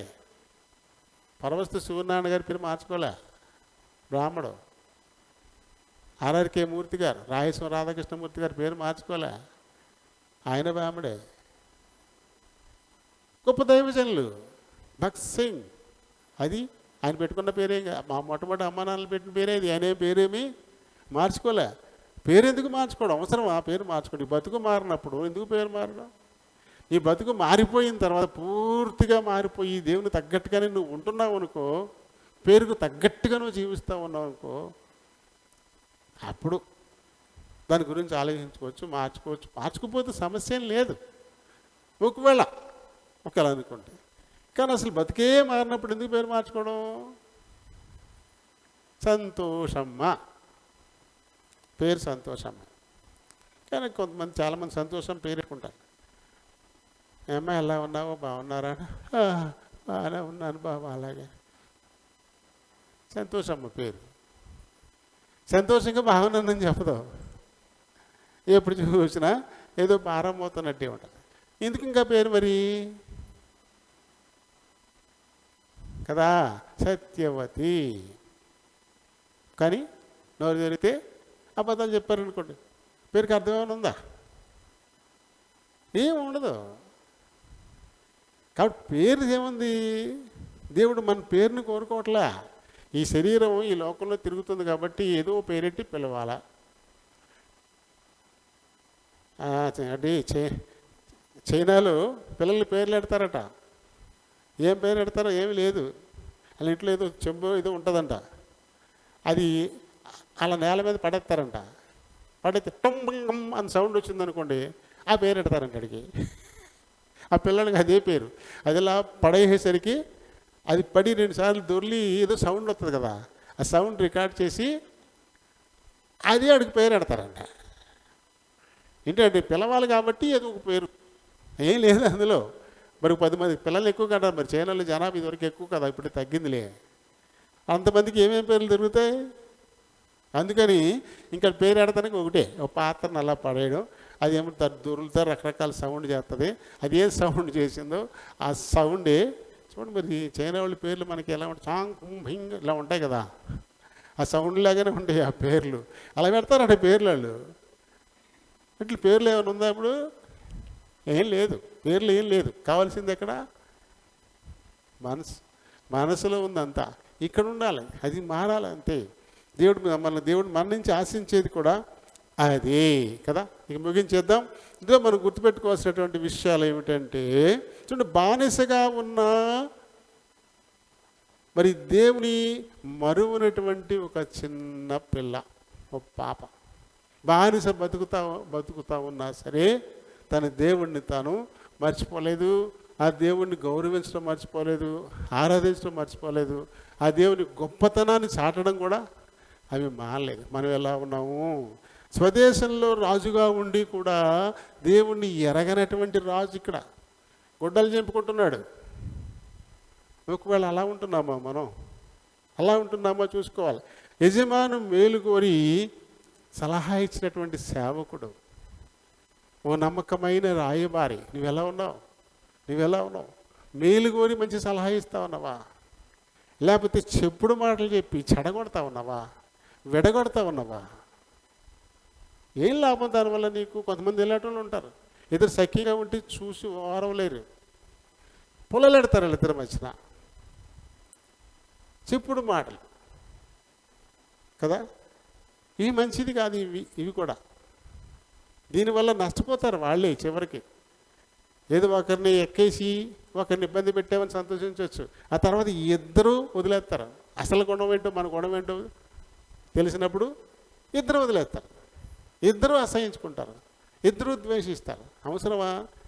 ఏమైనా మేలు చేయగలిగితే మేలు చెయ్యి, అంతే, మంచి చెయ్యి అంతే తప్ప చెడుగా చెప్పకూడదు. ఒకరి గురించి ఒకరికి చెడ్డగా ఇప్పుడు మాట్లాడకూడదు. పొల్లంగి మాటలు కదా, పొల్లంగిలు పెట్టడం, విడగొట్టడం. ఇది చూడు ఎంత నమ్మకంగా పనిచేశాడు, నమ్మకమైన రాయబారి. నిజంగా నయమాను స్వస్థతకు ఇక్కడ మూలం ఎవరు? ఇక్కడ దాకా తీసుకురావడానికి ఆ బానిస పిల్ల కారణమైతే, స్వస్థపడి వెళ్ళడానికి అతని పనివాడు కారణం అంతే, లేకపోతే లేదు. మొత్తం వృధా అయిపోను అంతే. ఎవరైనా ఇద్దరి మధ్యన కలహం వస్తే మరి కలిపే ప్రయత్నం చేయి, ఓ మంచి మాట చెప్పు, మంచి రాయబారిగా నడుచో, సమస్యను పోగొట్టు. అంతేగాని సమస్యను సృష్టించకూడదు. దేవుడు చూస్తూ ఉన్నాడు. నీ నోరికేదో నీకు వచ్చింది కదా, నీ తెలివితేటలు ఉపయోగిస్తున్నా కదా అనుకుంటున్నామేమో మనం. కానీ దేవుడు ఖచ్చితంగా ఒక దెబ్బ కొడతాడు. ఆ తర్వాత ఎందుకు బతుకున్నానా అని ఏడ్చే పరిస్థితులు రావచ్చు. ఆయన ఏ కొట్టాలి. ఇప్పుడు పాపానికి కదా దెబ్బ. కుష్టి అంటే ఏమనుకున్నాం? కుష్టు ఎందుకది? పై దెబ్బ. పాపానికి దేవుడిచ్చేటువంటి శిక్ష దెబ్బ. చారియత్ అంటే పై దెబ్బ, దెబ్బ తీయటం అనే కదా. అంటే పాపానికి దేవుడు దెబ్బ తీస్తా ఉన్నాడు అంతే. మరి నువ్వు నమ్మకమైన రాయబారిగా లేకుండా చెడగొట్టేలా ఉన్నావు అనుకోండి, పాపం కదా అది. ఇద్దరి మధ్యన ఐక్యత లేకుండా నువ్వు చేస్తూ ఉన్నావంటే, ప్రేమలు లేకుండా చేస్తూ ఉన్నావంటే, దేవుని ప్రేమ, ఐక్యత, సమాధానం దేవుని లక్షణాలు అయ్యి వాటిని నువ్వు చెడగొడతా ఉన్నావు. దాన్ని పాపంగా దేవుడు ట్రీట్ చేస్తాడు. అదే నీ మీద దెబ్బ తీయచ్చు. నయమానికి కుష్ఠరోగం వచ్చింది, మిరియాము కుష్ఠరోగం వచ్చింది, ఉజ్జియాకి కుష్ఠరోగం వచ్చింది. నీకు ఏ పక్షవాతం రావచ్చు, ఏం చేస్తావు? ఒక కాలు చెయ్యి పడిపోతే ఏం చేస్తావు? ఎవరు చూస్తారు? దేవుని చిత్తానికి వ్యతిరేకంగా ఎప్పుడు మనం పోకూడదు. ఓ నమ్మకమైన రాయబారికి ఉండు, సమస్యను పోగొట్టు, ఐక్యత కూర్చు, ప్రేమను ఇంకా ఇనుమడింపచేయి, సమాధానాన్ని ఇంకా ఇనుమడింపచేయి. దేవుడు మెచ్చుతాడు, దేవుడు సంతోషిస్తాడు, నిన్ను దీవిస్తాడు, నేను స్వస్థపరిచేవారు నేనే అంటాడు. అలాంటప్పుడు దేవునికి ఇష్టమైన పని అది. ఆయన దృష్టికి న్యాయమైనది చేసి, ఎప్పుడు స్వస్థత ఇచ్చేది, ఎప్పుడు రోగం రాకుండా చేసేది, ఆయన దృష్టికి న్యాయమైనది మనం చేయడం. చెప్పుడు మాటలు, పొల్లంగీలు పెట్టడం, విడగొట్టడం, ఈ దేవునికి ఇష్టమైన మాటలు అయ్యి, అది ఇష్టమైన పని కాదు. కాబట్టి ఖచ్చితంగా ఐగుప్తులకు వచ్చిన తెగులు నీకు అనుమతించవచ్చు. ఇక నీకు స్వస్థత లేకుండా చెయ్యొచ్చు. ఎందుకలా? జీవము గల దేవుడని సంగతి తెలిసి కూడా ఆయనకు వ్యతిరేకంగా మనం పాపం చేయడం.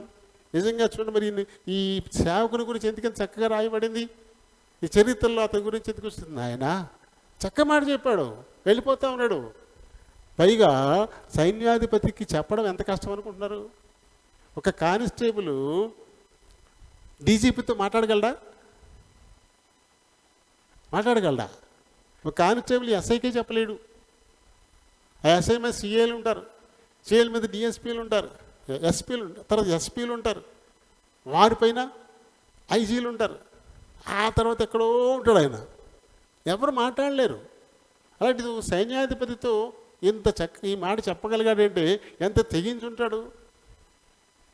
ఏం చేసినా సరే, నా తలకాయ తీసేసినా సరే ఓ మంచి మాట చెప్పాలి, వచ్చి మేలు పొందకుండా వెళ్ళిపోతా ఉన్నాడు అని తెగించి చెప్పాడు నాయన అంటూ. స్వస్థత వచ్చింది ఇప్పుడు తన వల్ల. అలా మనం ఉపయోగపడాలంతే. అప్పుడే దేవుడు మనల్ని మెచ్చుతాడు, అప్పుడే మనల్ని దేవుడు పైకి తీసుకెళ్తాడు. కృతజ్ఞుడైన అన్యుడు నయమాను ఈ శాపాన్ని పోగొట్టుకుని వెళ్తున్నాడు. కృతజ్ఞుడైనటువంటి అన్యుడు ఈ నయమాన్ తనకున్న శాపాన్ని పోగొట్టుకుని వెళ్తున్నాడు. ఆయన కృతజ్ఞుడు, అబద్ధికుడైనటువంటి ఈ ఇజ్రాయేలీయుడు, ఈ గెహాజీ ఆ శాపాన్ని తెచ్చుకున్నాడు, ఆ శాపాన్ని తన వంతు చేసుకున్నాడు. అన్యుడు వచ్చి పోగొట్టుకుని వెళ్తున్నాడు, ఇక్కడ ఇజ్రాయేలీయుడు దాన్ని సొంతం చేసుకుంటా ఉన్నాడు. మరి ఎలా ఉంటున్నాం మనం? ఈ విషయాన్ని కూడా మనం ఆలోచించుకోవాలి కదా. మరి ఒకళ్ళు మట్టిని నమ్ముతున్నామా, నీళ్ళని నమ్ముతున్నామా? మట్టి ఇక్కడేమీ లేదు, ఈ చోటు ఏమీ లేదు, ఆ చోట్లో ఏదో ఉంది, దీన్ని నమ్ముతున్నావా? ఇది కూడా ఉంటుంది మనకి. అబ్బాయి అక్కడేమీ లేదు, ఆ మందిరంలో ఏం లేదు, ఈ మందిరంలోనే ఉంది, రక్షణ ఏ మందిరంలోనే ఉంది చెప్పేవాళ్ళు చెప్తా ఉన్నారు. ఈ నమ్మకం ఏంటి? చోట్లో ఉందా? చోట్లో లేదు, ఈ హృదయంలో ఉందంతే. మట్టిలోనా, నీళ్ళలోనా, వాటిని నమ్ముతున్నావా? వాటిలో ఏది కూడా లేదు, అంతా నువ్వు విధేయత చూపడంలోనే ఉంది. ఈ దేవుడైన యెహోవా వాక్కును శ్రద్ధగా వినడంలోనూ, ఆయన ఆజ్ఞల్ని కట్టడల్ని అనుసరించి నడుచుకోవడంలోనూ, ఆయన దృష్టికి ఏది న్యాయమో అది చేయడంలోనే ఉంది అంతా. అంతకు మించింది పాపమే. ఇంకా అది దేవునికి ఇష్టమైంది కాదు, అది ఏదైనా పాపమే కదా. దీన్ని మనం ఆలోచించాలి. చూడండి, మరి నయమాను గురించి, ఎలీషా గురించి లోకరక్షకుడు తన నోటితో ప్రస్తుతించాడు. అంత గొప్పగా చెప్తా ఉన్నాడు. ఇజ్రాయేలీలో ఎంతోమంది కుష్ఠరోగులు ఉన్నా ఎలీషా ప్రవక్తగా ఉన్న కాలంలో అన్యుడైన నయమాను తప్ప మరి ఇంకెవ్వరూ స్వస్థత పొందలేదు. ఇంత గొప్ప సాక్ష్యం యేసు ప్రభు నోటి వెంట మరి అక్కడ వస్తుంది. అంటే మంచి పని ఎవరు చేసినా దేవుడు మెచ్చుతాడు, ఖచ్చితంగా మెచ్చుతాడు. ఇప్పుడు అలాంటి మెప్పు నువ్వు నేను ఎందుకు పొందకూడదు? దేవునికి ఇష్టలుగా, దేవునికి నచ్చే విధంగా మనం ఎందుకు జీవించకూడదు? ఎందుకు మాట్లాడకూడదు? ఎందుకు నడుచుకోకూడదు? అలా నడుచుకున్న రోజున శాపం పోతుంది, ఆశీర్వాదం వస్తుంది. నయమానుకున్న శాపం పోయింది, ఆశీర్వాదం వచ్చింది. అలా నడుచుకోని రోజున ఆశీర్వాదం పోతుంది, శాపం వచ్చి రాజ్యం చేస్తుంది. కాబట్టి మనం ఎలా నడుచుకుంటున్నామో మళ్ళీ మనం పరీక్షించుకుందాం. దేవుడి మాటలు దీవించును గాక. చిన్న ప్రార్థన చెప్పుకుందాం. ఈ రోజున మరి ఎక్కువ మంది రారు, ఎలా ఉంటారు కానీ బల్ల పెట్టలేదు. వచ్చే వారానికి దేవుడి బల్ల ఏర్పాటు చేద్దాం. మరి ప్రార్థన అయిన తర్వాత క్లుప్తంగా ఆరాధన చేసిన తర్వాత మరి ఎవరు సాక్ష్యం చెప్తానని ఉన్నారు, ఆ సాక్ష్యం ఏది విన్న తర్వాత మనకు ముగింపుకి వెళ్ళిపోవచ్చు. ప్రేమ కలిగిన మా పరలోకపు తండ్రి, వందనాలు, స్తోత్రాలు. ఇంతవరకు మా మధ్య నుండి ఆయన మరి లూకా సువార్త 4వ అధ్యాయం 27వ వచనం ద్వారా మాకు నేర్పించిన ఆత్మీయ సత్యాలను బట్టి హృదయపూర్వకంగా మేము స్తుతిస్తూ ఘనపరుస్తున్నాం. ఆయన మా నుంచి మీరు ఆశించేది విధేయత. మీకు ఇష్టమైన రీతిని మేము నడుచుకోవడం మీరు కోరుకుంటూ ఉన్నారు. అందుకు భిన్నమైనది ఏదైనా సరే అది పాపమే. దానివల్ల మేము భయంకరమైనటువంటి ఒక ఫలితాన్ని, శాపాన్ని అనుభవించే వారం అవుతాం. ఆయన మరి మధ్యలో కొంచెం అవాంతరం వచ్చిన విధేయత చూపించిన వాడైన నయమాను తను కోరుకున్నది సంపాదించుకొని వెళ్తూ ఉన్నాడు. అయితే విధేయత చూపించని గెహాజీ నాయన మరి తను కోరుకున్న కోరికను బట్టి శాపాన్ని సంపాదించుకుని మరి తరతరాలు తన కుటుంబానికి కుష్ఠరోగాన్ని సంపాదించి పెట్టిన వాడుగా ఉన్నాడు. ఆయన 2 మార్గాలు మా ముందు పెడతా ఉన్నారు. మీరు ఇర్మియా ద్వారా మీరు చెప్పినట్లుగా నా జనులు 2 నేరములు చేశారు అని చెప్పి, నేను ఒకవేళ మిమ్మల్ని విడిచిపెట్టేసి జీవ జలముల ఊటైన మిమ్మల్ని విడిచిపెట్టేసి ఆయన నీళ్లు నిలవనటువంటి తొట్టెలు, పగిలిపోయిన తొట్టెలు అంటే ఇతర దారులు మేము ఒకళ్ళు ఎంచుకుంటున్నామేమో. ప్రతి వారము దీని గురించి జాగ్రత్తగా ఆలోచించుకుని ఆయన మీకు ఇష్టమైనటువంటి రీతిని నడుచుకుని మీ చేత ఆశీర్వదింపబడ్డానికి సహాయపడండి నాయన. మరి ఇప్పుడు మా ప్రియులు ఆరాధించబోతూ ఉన్నారు, మీరు తోడుగా ఉండమని కోరుతున్నాను. ముందున్న కార్యక్రమాన్ని కూడా మీ చేతులకు అప్పగించుకుని ప్రభువుని రక్షకుడైన యేసు నామమున అడిగి వేడుకుంటున్నారు మా పరమ తండ్రి. ఆమేన్.